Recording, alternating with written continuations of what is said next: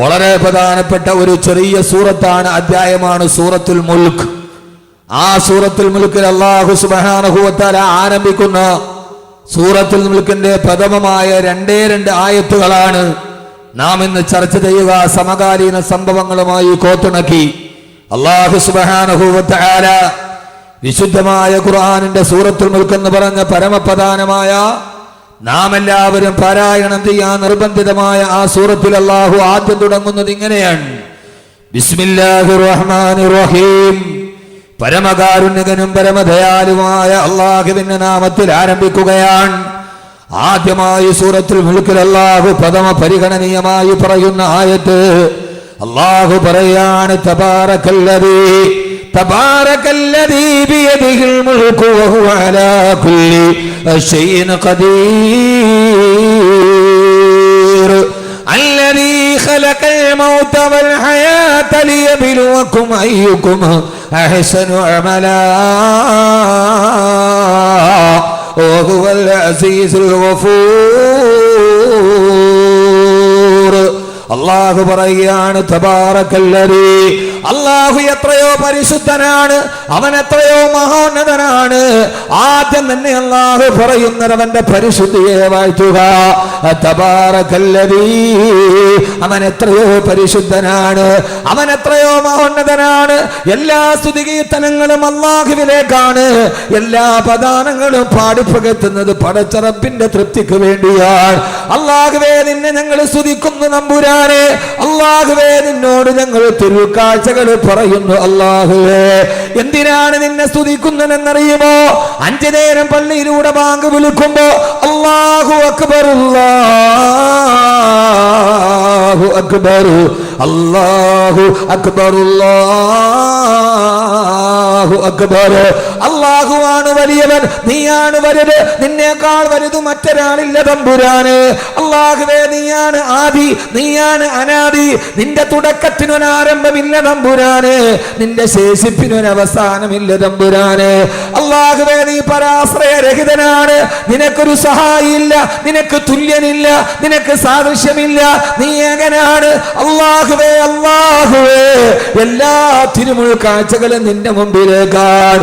5 നേരം ബാങ്ക് വിളിക്കുമ്പോ, ബാങ്ക് വിളിച്ച് പള്ളിയിൽ നമസ്കാരം നിർവഹിച്ച് കഴിയുമ്പോ വിശ്വാസിയുടെ ചുണ്ടുകൾ മന്ത്രിക്കുകയാണ്: സുബ്ഹാനല്ലാഹ്, അൽഹംദുലില്ലാഹ്, അല്ലാഹു അക്ബർ. എന്തിനാണ് ഇതെങ്ങനെ വിളിച്ചു പറയുന്നതെന്നറിയുമോ? അത് പടച്ച തമ്പുരാന്റെ ഗതികേട് കൊണ്ടല്ല, പടച്ചറപ്പിന്റെ ഗതികേട് കൊണ്ടല്ല. ഏതോ മനസ്സിന് അർബുദം ബാധിച്ച് ആരൊക്കെയോ പറഞ്ഞു പിടിപ്പിച്ചതുപോലെ അത് പടച്ച തമ്പുരാന്റെ ഗതികേട് കൊണ്ടല്ല. പിന്നെന്തിനാണ് നിന്നെ ഞങ്ങൾ പുകഴ്ത്തുന്നതെന്നറിയുമോ? അല്ലാഹുവേ, ബിയദിഹിൽ മുൽക്കു, എല്ലാ അധികാരവും നിന്റെ കയ്യിലാണ്. അല്ലാഹുവേ, നമ്മളെ പോലെ പാരായണം ചെയ്യുന്ന തബാറക സൂറത്തിന്റെ ആദ്യത്തെ വരിയുടെ അർത്ഥമാണ് ഞാൻ പറയുന്നത്, ഏറെ പറയുന്നതിലല്ല. ഇന്ന് വാല് കഴിഞ്ഞ് അവസാനിക്കുമ്പോ പറയണ കബീർവാക്കവയുടെ വാല് കേട്ട് സൂറത്തുൽ മുൽക്കിന്റെ ആദ്യത്തെ 2 ആയത്ത് ഞങ്ങൾ പഠിച്ചെന്ന് പറയണം. ഈ ഖുർആൻ പഠിക്കേണ്ടതല്ലേ? ഇത് ഗവേഷണം ചെയ്യേണ്ടതല്ലേ? ഇതിന്റെ പരമപ്രധാനമായ പ്രഖ്യാപനങ്ങളിലൂടെ നമ്മുടെ മനസ്സ് ഊളിയിടേണ്ടതല്ലേ? അല്ലാഹുവേ, നിന്നെ ഞങ്ങൾ സ്തുതിക്കുന്നത് എന്തിനെന്നറിയോ? ബിയദിഹിൽ മുൽക്കു, എല്ലാ അധികാരവും നിന്റെ കയ്യിലാണ് തമ്പുരാനെ, എല്ലാത്തിന്റെയും കടിഞ്ഞാണ് നിന്റെ കയ്യിലാണ്. അല്ലാഹുവേ, ഈ സൂര്യനെ പടച്ച തമ്പുരാനെ, ചന്ദ്രന് നിലാവ് കൊടുത്ത അല്ലാഹുവേ, അല്ലാഹുവേ, അല്ലാഹുവേ, കിഴക്ക് നിന്ന് സൂര്യനെ ഉദിപ്പിച്ചത് നീയാണ്, പടിഞ്ഞാറതിനെ അസ്തമിപ്പിച്ചത് നീയാണ് തമ്പുരാനെ. അല്ലാഹുവേ, നീയാണ് കടലിന് തിരമാലയെ കൊടുത്തത്, നീയാണ് കുരുവിയെ കൂടുകെട്ടാൻ പഠിപ്പിച്ചത്, നീയാണ് കുയിലിന് മധുരനാദം നൽകിയത്, നീയാണ് ഈ ഭൂമിയെ പടച്ചത്, നീയാണ് ആകാശത്തെ വിരിപ്പ് പോലെ വിരിച്ചിട്ടത്, നീയാണ് പർവ്വതങ്ങളെ നാട്ടി നിർത്തിയത്, നീയാണ് കടലിന്റെ ഉള്ളിലൂടെ മീനിന് ഊളയിടാൻ പഠിപ്പിച്ചു കൊടുത്തത്. ജനിച്ച ഉടനെ പശു പശുക്കുട്ടിയോട് നിന്റെ മാതാവിന്റെ അകിടിന്റെ ഉള്ളിൽ നിനക്ക് പാലുണ്ടെന്ന് ബോധം കൊടുത്ത അല്ലാഹുവേ, എങ്ങനെയാണ് പ്രസവിച്ച ഉടനെ ആട്ടിൻകുട്ടി അതിന്റെ തള്ളയുടെ ആടികരിന്റെ അടുക്കലേക്ക് ഓടിച്ചെന്നത്? ആരാണ് വഴി പറഞ്ഞു കൊടുത്തത്? ഗൂഗിൾ മാപ്പ് കൊടുത്തതല്ലോ. ആരാണ് ഇതിന് ബോധനം കൊടുത്തത്? ജനിച്ച ഉടനെ തള്ളപ്പശുവിന്റെ അകടിലേക്ക് കൊച്ചു പശുക്കുട്ടിയെ പറഞ്ഞു വിട്ട തമ്പുരാന്. നീയാണ് അല്ലാഹുവേ എല്ലാം സൃഷ്ടിച്ചത്, കാറ്റു വീശിച്ചത് നീയാണ് തമ്പുരാന്. ഉപ്പാന്റെ മുതുകിന്റെ അടിയിൽ നിന്ന് മാതാവിന്റെ ഗർഭാശയത്തിലേക്ക് കൊണ്ടുപോയി എനിക്ക് സിട്ടിപ്പ് തന്ന അല്ലാഹുവേ, എന്നെ സിട്ടിച്ച തമ്പുരാന്. അല്ലാഹുവേ, നിനക്ക് തുല്യനില്ല. എന്റെ ഹൃദയത്തിന് സ്പന്ദനം തന്ന തമ്പുരാന്. എന്റെ ഹൃദയം 1 മിനിറ്റിന്റെ ഉള്ളിൽ 70 പ്രാവശ്യം സ്പന്ദിക്കുന്നുണ്ട്. ആ കണക്ക് പ്രകാരം ഒരു ദിവസം 1,00,000 പ്രാവശ്യം എന്റെ ഹൃദയം സ്പന്ദിച്ചു കൊണ്ടിരിക്കുന്നുണ്ട്.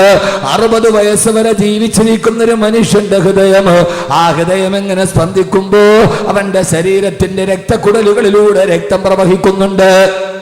60 വയസ്സ് വരെ ജീവിച്ചിരുന്ന മനുഷ്യന്റെ ശരീരത്തിലൂടെ 10,000 എണ്ണ ടാങ്കറിന്റെ ഉള്ളിലുള്ള എത്രത്തോളം രക്തം കൊള്ളുമോ അത്രത്തോളം വെള്ളം, അത്രത്തോളം രക്തമാണ് 60 വയസ്സ് വരെ ഒരു മനുഷ്യന്റെ ശരീരത്തിലൂടെ കടന്നു പോവുക. അല്ലാഹുവേ, അല്ലാഹുവേ, ഉമ്മാന്റെ ഗർഭാശയത്തിൽ കിടന്നപ്പോ 4-ാം മാസത്തിൽ എന്റെ ഹൃദയം സ്പന്ദിക്കാൻ തുടങ്ങിയാണ്. 40 വർഷം കഴിഞ്ഞു. ഇതേവരെ 1 മിനിറ്റിൽ കൃത്യമായി 70 പ്രാവശ്യം, ഒരു ദിവസം 1,00,000 പ്രാവശ്യം. അല്ലാഹുവേ, എന്റെ മാത്രമല്ല അബ്ദുൽ ലത്തീഫ് സാഹിബിന്റെ, അബൂബക്കർ സാഹിബിന്റെ, ഈ ഇരിക്കുന്ന നിങ്ങളുടെ ഇതേ സമയത്തിരിക്കുമ്പോഴും ഇപ്പോഴും നമ്മുടെ ഹൃദയം സ്പന്ദിച്ചു കൊണ്ടിരിക്കുന്നുണ്ട്. 600 കോടിയോളം വരുന്ന ജനങ്ങളുടെ ഹൃദയം ഇത്ര കൃത്യമായ കണക്കോടുകൂടി സ്പന്ദിക്കുന്നവനെ തമ്പുരാനെ. അല്ലാഹുവേ, അല്ലാഹുവേ, ബിയദിഹിൽ മുൽക്കു, നിന്റെ കയ്യിലാണ് അധികാരം ഇരിക്കുന്നത് അല്ലാഹുവേ. അതുകൊണ്ടാണ് നിന്നെ ഞങ്ങൾ സ്തുതിക്കുന്നത് തമ്പുരാനെ. അല്ലാഹുവേ, നീ ഇല്ലാതെ ഭൂമിയില്ല, നീ ഇല്ലാതെ ആകാശമില്ല, നീ ഇല്ലെങ്കിൽ ഈ പ്രപഞ്ച ലോകത്തിന് നിലനിൽപ്പില്ല തമ്പുരാനെ. ബിയദിഹിൽ മുൽക്കു, നിന്റെ കയ്യിലാണ് അധികാരമുള്ളത്. അധികാരം നിന്റെ കയ്യിലാണ് റബ്ബേ. തൂത്തിൽ മുൽക മൻ തശാഉ വ തൻസിഉൽ മുൽക മിമ്മൻ തശാ. നീ ഉദ്ദേശിക്കുന്ന കയ്യിലാണ് അധികാരം കൊടുക്കുക. നീ നിനക്കുന്ന സമയത്ത് അത് തിരിച്ചെടുക്കാൻ നിനക്ക് കഴിവുണ്ടല്ലാഹുവേ. ഇന്ത്യ രാജ്യത്തിന്റെ അധികാരം ഒരാളുടെ കയ്യിൽ. എന്തിനാണ് മോനെ നിരാശപ്പെടുന്നത്? ഇരുകാലിയുടെ പേരിൽ 2 കാലിയായ പെഹ്ലൂഖാനെ തല്ലിക്കൊണ്ട പെഹ്ലൂഖാൻ എന്ന് പറയുന്ന നിരപരാധിയുടെ നിലവിളി കേട്ട മണ്ണിനാണ് കഴിഞ്ഞ ആഴ്ചത്തെ രാജസ്ഥാൻ ഉപതെരഞ്ഞെടുപ്പിൽ ഫാസിസത്തിന് കാലിടറിപ്പോയത്. അവിടെയാണ് ജനാധിപത്യ ചേരികൾ വിജയിച്ചത്. 4 കാലിയുടെ പേരിൽ 2 കാലിയെ തല്ലിക്കൊന്ന പെഹ്ലൂഖാന്റെ നിലവിളി കേട്ട് കരഞ്ഞു പോയ മണ്ണിനാണ് ഫാസിസത്തിന്റെ ശവക്കുഴി തോണ്ടിയത്. ഈ അധികാരം അവൻ ഇച്ഛിക്കുന്ന കയ്യിലാണ് വെച്ചു കൊടുക്കുക.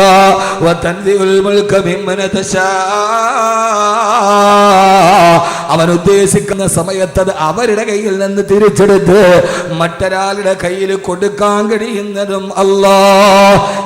കണ്ടെന്നിരിക്കും ജനത്തിനെ കണ്ടില്ലെന്ന് നടിക്കുന്നതും ഭവാന്. 2-4 ദിനം കൊണ്ടൊരുവനെ തണ്ടിലേക്ക് നടത്തുന്നതും ഭവാൻ. മാളികാമുകളേറിയ മന്നന്റെ തോളിൽ മാറാപ്പ് കേറ്റുന്നതും ഭവാൻ.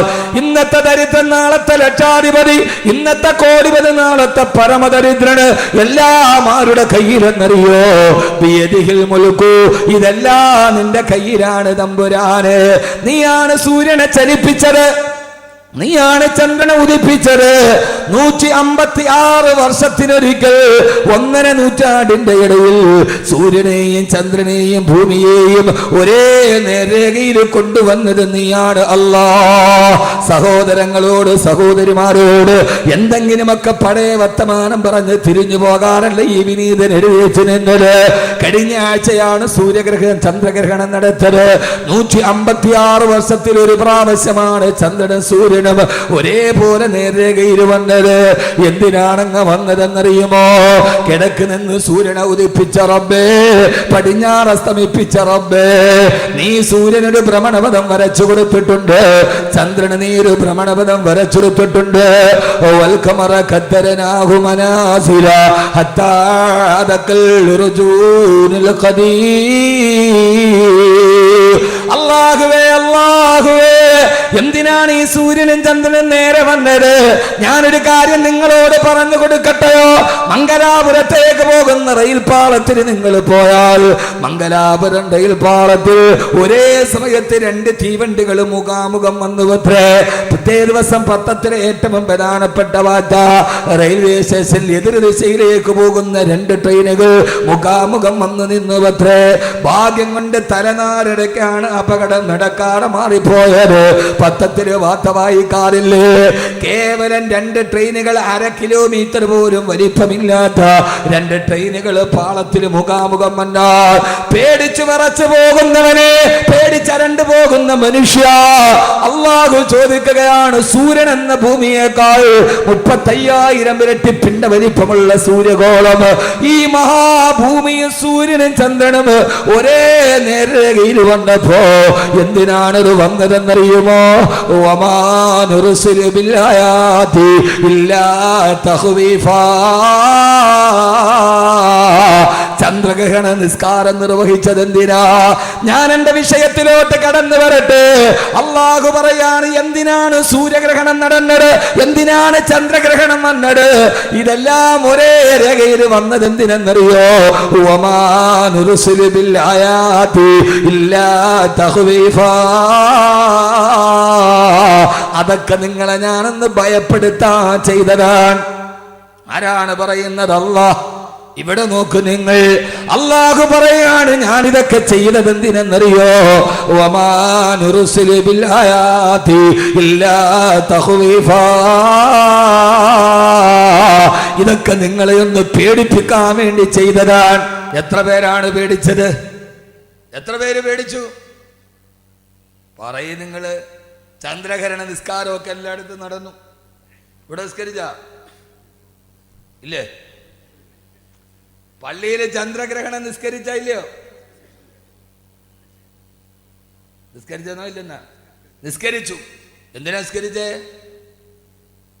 എന്തിനാ നിസ്കരിച്ചേ? ആ നിസ്കാരം മാത്രമല്ല, ഇത് അല്ലാഹുവിന്റെ ഖുർആനാണ്. കബീർ ബാക്കവി പറയുന്നത് ഖുർആനാണ്. സൂറത്തുൽ ഇസ്രായിൽ അല്ലാഹു പറയാ, വമാ നുർസിലു ബിൽആയാതി ഇല്ലാ തഖ്വീഫാ. ഇത് നിങ്ങളെ ഞാനൊന്ന് ഭയപ്പെടുത്താൻ ചെയ്തതാണ്. ഇനിയെങ്കിലും നിങ്ങൾ എന്നിലേക്ക് തിരിച്ചു വാ.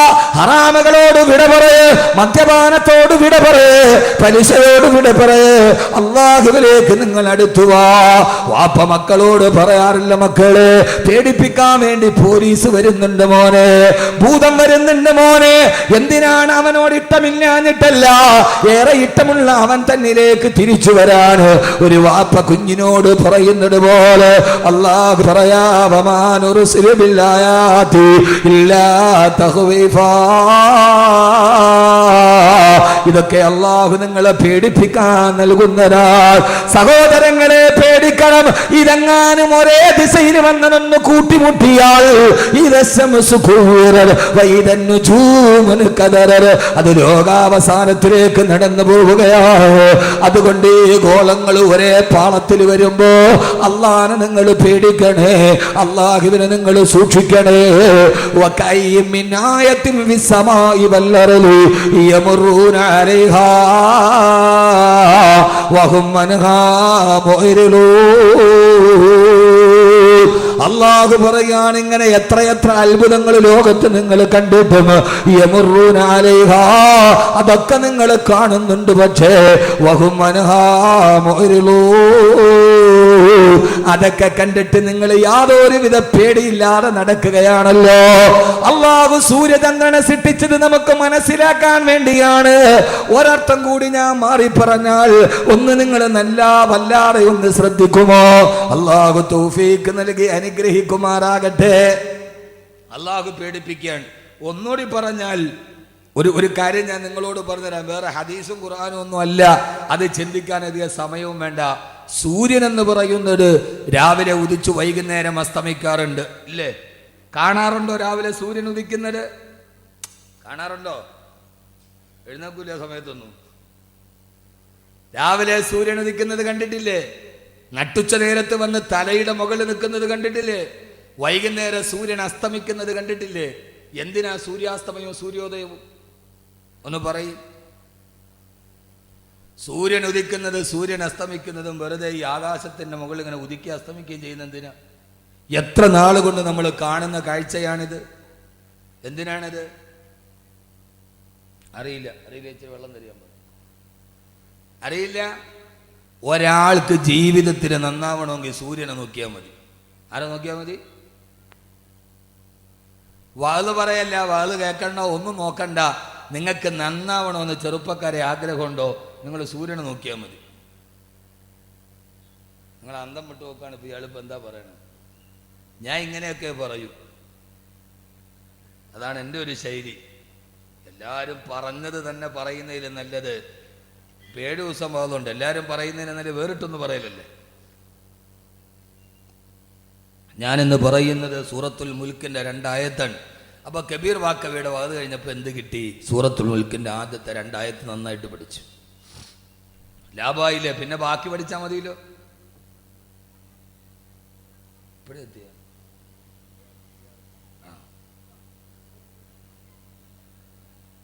അള്ളാഹുവിന്റെ ഖുർആൻ പറയുകയാണ്, അള്ളാഹു സൂര്യന് നൽകിയതെന്തിനാണ്? അള്ളാഹു ചന്ദ്രന് നൽകിയതെന്തിനാണ്? സഹോദരങ്ങളെ, സഹോദരിമാരെ, ഇന്ന ഫീ ദാലിക ലആയാതിൻ ലിഉലിൽ അൽബാബ്. ഇതിൽ ചിന്തിക്കുന്നവർക്ക് ദിട്ടാന്തമുണ്ട്. എന്തിനാണ് അള്ളാഹു സൂര്യന് നൽകിയതെന്നറിയോ? രാവിലെ സൂര്യോദയം നടക്കുമ്പോൾ അത് നമ്മുടെ സൂര്യോദയത്തിന് നമ്മുടെ ജീവിതവുമായി ബന്ധമുണ്ട്. രാവിലെ സൂര്യൻ ഉദിക്കുകയാണ്. കിഴക്കിന്റെ ചക്രവാളത്തിൽ ഇരുട്ടിനെ കീറി മുറിച്ചുകൊണ്ട് ഇരുട്ടിൽ നിന്ന് സൂര്യൻ മെല്ലെ മെല്ലെ ഉയർന്നു വരികയാ. പൊന്നുമോനെ, അത് നിന്റെ ജനനമാണ്. ഇരുട്ടിന്റെ ഉള്ളിൽ നിന്ന് മെല്ലെ മെല്ലെ സൂര്യൻ വെളിയിലേക്ക് വരുമ്പോ ഉമ്മാന്റെ ഗർഭാശയം എന്ന ഇരുട്ടിൽ നിന്ന് മെല്ലെ ഭൂമിയുടെ വെളിച്ചത്തിലേക്ക് നീ കടന്നു വരികയാണ്. സൂര്യോദയം നിന്റെ ജനനമാണ്, നിന്റെ പ്രസവമാണ്. പിന്നെ ആ സൂര്യൻ മെല്ലെ മെല്ലെ മുകളിലേക്ക് ഉയരുന്നു. അത് വെറുതെ മെല്ലെ പടിഞ്ഞാറോട്ട് സഞ്ചരിക്കുകയാണ്. വെറുതെ സൂര്യൻ ഇങ്ങനെ വെളിച്ചം കൂടി കൂടി വരുന്നു. അതുപോലെ നിന്റെ ബാല്യവും നിന്റെ കൗമാരവുമാണ്. മെല്ലെ മെല്ലെ വെളിച്ചം കൂടി കൂടി, കാലിന് ബലം കൂടി, കയ്യിന് ബലം കൂടി, മുഖത്ത് മീശസ്ഥാനം പിടിച്ച് മെല്ലെ മെല്ലെ നിന്റെ ബാല്യവും കൗമാരവുമാണ്. അവസാനം സഞ്ചരിച്ച് സൂര്യനിതാ നടുത്തലയുടെ നെടും തലയുടെ മുകളിൽ നട്ടുച്ച നേരത്ത് കത്തിച്ചൊലിച്ചു നിൽക്കുകയാണ്. ആർക്കും അടുക്കാൻ പോലും കഴിയാത്ത സൂര്യന്റെ ചൂടോട് സൂര്യൻ ഇങ്ങനെ കത്തിച്ചൊലിച്ച് നിൽക്കുകയാണ്. പൊന്നുമോനെ, അത് നിന്റെ യൗവനമാണ്. ആർക്കും അടുക്കാൻ കഴിയാതെ കത്തിച്ചൊലിച്ച് തിളച്ചു നിൽക്കുന്ന നിന്റെ യൗവനം.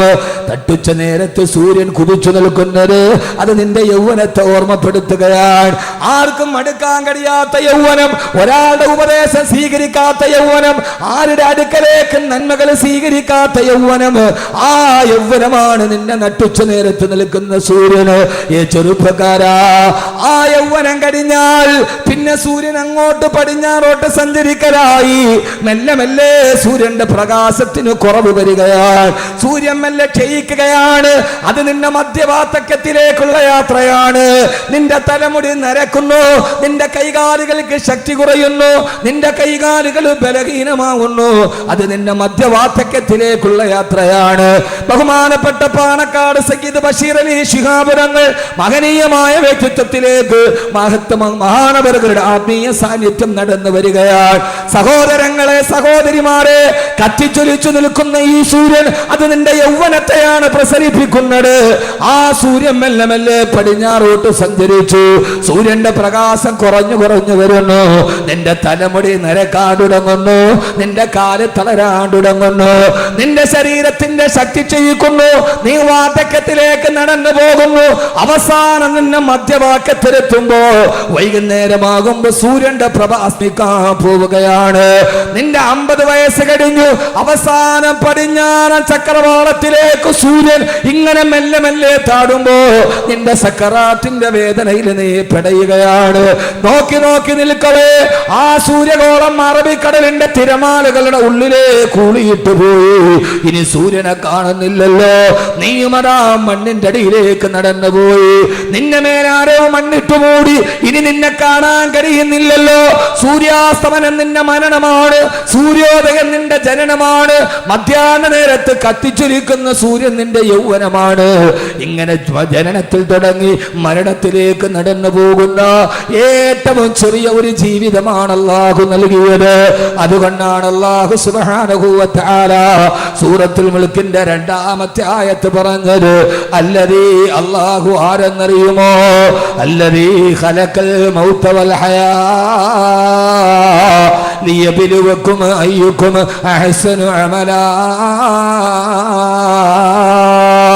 അല്ലദീ ഖലഖൽ മൗത, അവനാണ് മരണത്തെ സൃഷ്ടിച്ചത്, വൽ ഹയാ, അവനാണ് ജീവിതത്തെ സൃഷ്ടിച്ചത്.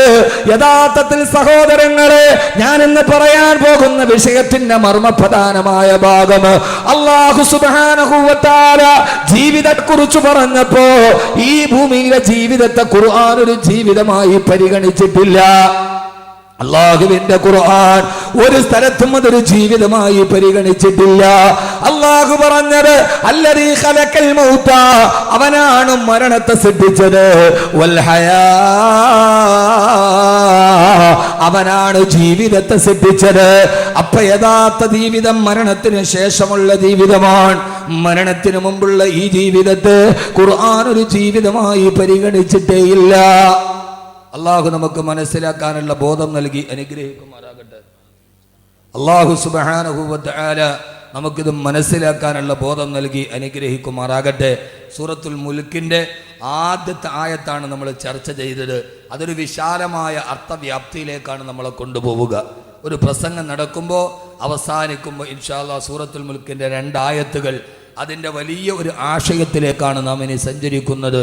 ഓരോ ആണും പെണ്ണും മനസ്സിൽ ചിന്തിക്കേണ്ട കാര്യങ്ങൾ അള്ളാഹു നമുക്കത് തൗഫീക്ക് നൽകി അനുഗ്രഹിക്കുമാറാകട്ടെ. അള്ളാഹു സുബ്ഹാനഹു വ തആല വിശുദ്ധമായ ഖുർആനിൽ സൂറത്തുൽ മുൽക്കിൽ അതിൻ്റെ ആദ്യത്തെ 2 ആയത്താണ് നമ്മൾ പറഞ്ഞത്. അള്ളാഹു സുബ്ഹാനഹു വ തആല സൂര്യ ചന്ദ്രാദി നക്ഷത്രങ്ങളെ മുഴുവനെ സൃഷ്ടിച്ചത് വമാ നുർസിലു ബിൽ ആയാത്തി ഇല്ലാ തഖ്വീഫ. ചന്ദ്രഗ്രഹണം നടന്നു, എല്ലാം നേർരേഖയിൽ വരുമ്പോ അത് നിങ്ങളെ ഭയപ്പെടുത്താൻ വേണ്ടി മാത്രമാണ്. എന്നിട്ട് അള്ളാഹു നമ്മോട് ചോദിക്കുന്ന ഒരു ചോദ്യമുണ്ട്, വകഅയ്യിൻ മിൻ ആയത്തിൻ ബിസ്സമാഇ വൽ അർളി യമുറൂന അലൈഹാ വഹും അൻഹാ മുഅ്രിദൂൻ.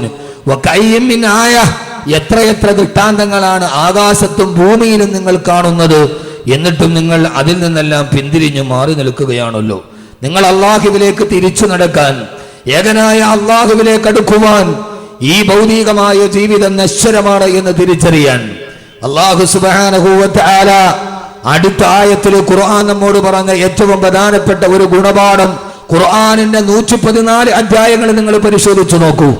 6600 പരം വരുന്ന ആയത്തുകൾ നിങ്ങൾ ഗവേഷണം ചെയ്തു നോക്കൂ. ഒരു ഭാഗത്തും അല്ലാഹു സുബ്ഹാനഹു വ തആല ഈ ഭൗതികമായ കേവലമായി നാം വിലകെടുക്കുന്ന ഈ ജീവിതത്തെ 60-70 വയസ്സാണ് ആയുസ്സെന്ന് പരിമിതപ്പെടുത്തി പറഞ്ഞതെന്ന് ദുഃഖങ്ങളും പ്രയാസങ്ങളും കടങ്ങളും ബാധ്യതകളും ആകുലതകളും വ്യാകുലതകളും നിറഞ്ഞ ഈ ജീവിതത്തെ ഖുർആൻ ഒരു ജീവിതമായി പരിഗണിച്ചിട്ടേയില്ല. അള്ളാഹുവിന്റെ ഖുർആൻ പറഞ്ഞത് വമൽ ഹയാത്തുദ് ദുനിയാ ഇല്ലാ മതാഉൽ ഗുറൂർ. ഈ ദുനിയാവെന്ന് പറയുന്നത് നിങ്ങളെ വഞ്ചിക്കുന്ന, നിങ്ങളെ ചതിക്കുന്ന ചില സുഖഭോഗ വസ്തുക്കൾ മാത്രമാണ്. അല്ലാഹു സുബ്ഹാനഹു വ തആല വളരെ വിശാലമായി വളരെ വിസ്തൃതമായി നമ്മോട് പറയുന്ന ഏറ്റവും പ്രധാനപ്പെട്ട ഒരു കാര്യമാണിത്. ഈ ദുനിയാവെന്ന് പറഞ്ഞാൽ അല്ലാഹു പറയുകയാണ്, ഇവിടെ നിങ്ങൾ ഖുർആനിന്റെ ശൈലി സന്ദർശിച്ചു നോക്കുക. അല്ലദീ ഖലഖൽ മൗത വൽ ഹയാ, അവനാണ് മരണത്തെ സൃഷ്ടിച്ചത്. പിന്നെയാണ് അല്ലാഹു പറഞ്ഞത് മരണത്തെ മാത്രമല്ല, വൽ ഹയാ, അവനാണ് ജീവിതത്തെ സൃഷ്ടിച്ചു നൽകിയത് എന്ന് പറഞ്ഞാൽ അല്ലാഹു ആദ്യം പറഞ്ഞത് ജീവിതത്തെ അല്ല. ഈ ഭൗതികമായ ജീവിതമാണ് ഖുർആൻ പറഞ്ഞതെങ്കിൽ അള്ളാഹു ആദ്യം പറയേണ്ടത് അവൻ ജീവിതത്തെ സൃഷ്ടിച്ചവനാണ്, അവന് മരണത്തെ സൃഷ്ടിച്ചവനാണ്. അല്ല അല്ല, ഈ ജീവിതം എന്ന് പറയുന്നത് നശ്വരമായ ജീവിതമാണ്. ഇതിനൊരു ജീവിതമായി അള്ളാഹുവിന്റെ ഖുർആൻ പരിഗണിച്ചിട്ടില്ല. ഏറ്റവും പ്രധാനപ്പെട്ട ജീവിതം വഇന്നൽ ആഖിറത ഹിയ ദാറുൽ ഖറാർ. ഏറ്റവും പ്രധാനപ്പെട്ട ഭൗതികമായ ജീവിതത്തിനപ്പുറത്തെ ജീവിതം മരണശേഷം നിങ്ങൾ കാണുന്ന പരലോക ജീവിതമാണ്. അല്ലെങ്കിൽ തന്നെ സഹോദരങ്ങളെ, എങ്ങനെയാണ് ഈ ജീവിതത്തെ നമ്മൾ ജീവിതമെന്ന് പറയാൻ കഴിയുക? ഈ ജീവിതത്തെ അള്ളാഹുവിന്റെ ഖുർആൻ പറഞ്ഞത് വമൽ ഹയാത്തുദ് ദുനിയാ ഇല്ലാ മതാഉൽ ഗുറൂർ. ഈ ജീവിതം നിങ്ങളെ ചതിക്കുന്നതിലെ വസ്തുക്കൾ മാത്രമാണ്. ശരിയാണ്, ശരിയാണ്, ജീവിതമാണ് എന്നെ ചതിച്ചത്. എന്നെ ചതിച്ചത് ജീവിതമാണ്, മരണം എന്നെ ചതിച്ചിട്ടേ ഇല്ല. വളരെ ഗഹനമായി കേൾക്കണേ, എന്നെ ചതിച്ചത് എന്റെ ജീവിതമാണ്, മരണം എന്നെ ചതിച്ചിട്ടേ ഇല്ല. എന്നെ ചതിച്ചത് എന്റെ ജീവിതത്തിലെ കൂട്ടുകാരനാണ്, മരണമെന്ന കൂട്ടുകാരൻ എന്നെ ചതിച്ചിട്ടില്ലല്ലോ. വരാമെന്ന് പറയുന്ന സമയത്ത് വരാതെ എന്നെ കബളിപ്പിച്ചത് എന്റെ ജീവിതത്തിലെ കൂട്ടുകാരനാണ്, പക്ഷേ മരണം എന്നെ ചതിച്ചില്ലല്ലോ. വരാമെന്ന് പറഞ്ഞ സമയത്ത് തന്നെ മരണം വന്നല്ലോ, കാത്തിരുമ്പോ തന്നെ മരണം വന്നല്ലോ. ഒരു നിമിഷം പോലും മരണം പിന്തിയില്ലല്ലോ. ലാ യസ്തഖിറൂന സഅതൻ വലാ യസ്തഖദിമൂൻ. ഒരു നിമിഷം പോലും പിന്തിയിട്ടുമില്ല, ഒരു നിമിഷം പോലും മുന്തിയിട്ടില്ല. മരണം നമ്മെ ചതിക്കില്ല സഹോദരങ്ങളെ, സഹോദരിമാരെ. നമ്മെ ചതിക്കുന്നത് ജീവിതമാണ് എന്നെ ചതിച്ചത്, ഭാര്യയാണ് എന്നെ ചതിച്ചത്, ഭർത്താവാണ് എന്നെ ചതിച്ചത്. ജീവിതത്തിൽ പ്രിയങ്കരിയായി ഞാൻ പാതിയായി, ജീവന്റെ പാതിയായി കൊണ്ടു നടന്ന ഭാര്യയാണ് എന്നെ ചതിച്ചത്. ഞാൻ വിശ്വസിച്ചു നടന്ന ഭർത്താവാണ് എന്നെ ചതിച്ചത്. എന്റെ മക്കളാണ് എന്നെ ചതിച്ചത്, എന്റെ മാതാപിതാക്കളാണ് എന്നെ കൈവിട്ട് കളഞ്ഞത്. അല്ലാഹുവേ, അല്ലാഹുവേ, കൂട്ടുകാരാണ് എന്നെ ചതിച്ചത്, വീട്ടുകാരാണ് എന്നെ ചതിച്ചത്, കൂടപ്പുറപ്പുകളാണ് എന്നെ ചതിച്ചത്. മരണം എന്നെ ചതിച്ചിട്ടേ ഇല്ല, എന്റെ മക്കളാണ് എന്നെ ചതിച്ചത്.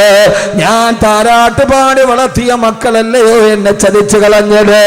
ഈ ദുനിയവിയായ ജീവിതം ചതിയുടേതാണ്, ചതിയുടേതാണ്. പിന്നിൽ നിൽക്കുന്ന അമ്മയെ അടുക്കളപ്പുറത്ത് നിന്ന് പുറകിൽ നിന്ന് അടിച്ചു വീഴ്ത്തി മലന്നു വീഴുന്ന അമ്മയുടെ മാറിടത്തിൽ കാലുകുത്തി വെച്ച് കാല് കുത്തിപ്പിടിച്ച് അമ്മയുടെ കരുത്തിൽ ഷാള് മുറുക്കി കൊടുക്കൊലപ്പെടുത്തുമ്പോ മരിച്ചു വീഴുന്ന അമ്മയെ വലിച്ചു കൊണ്ടുപോയി സ്വയം കുടിച്ചു കുടിയിൽ മണ്ണെണ്ണ ഒടിച്ച് കത്തിച്ചാമ്പലാക്കുമ്പോ ആരാണ് സഹോദരങ്ങളെ ഈ ചെയ്തത്? ക്രിമിനലല്ല. ആ മാതാവിന്റെ മാറിടത്തിൽ കാലുകുത്തി നിൽക്കുമ്പോ ആ മാറിടത്തിൽ നിന്നല്ലേ അവൻ അമ്മിഞ്ഞപ്പാല് കുടിച്ചത്. അവൻ ആദ്യം കുടിച്ച അമ്മിഞ്ഞപ്പാല് ഉമ്മാന്റെ മുലപ്പാലിലായിരുന്നല്ലോ. അവിടെ നിന്നല്ലേ അവൻ വിശന്നപ്പോ വാരി കുടിച്ചത്. അവിടെ നിന്നല്ലേ അവൻ ഉറക്കത്തിൽ എഴുന്നേറ്റ് കിടന്നപ്പ് കരഞ്ഞപ്പോ ഉമ്മ യാതൊരുവിധ ബുദ്ധിമുട്ടില്ലാതെ അവന് പാല് ചുരത്തി കൊടുത്തത്.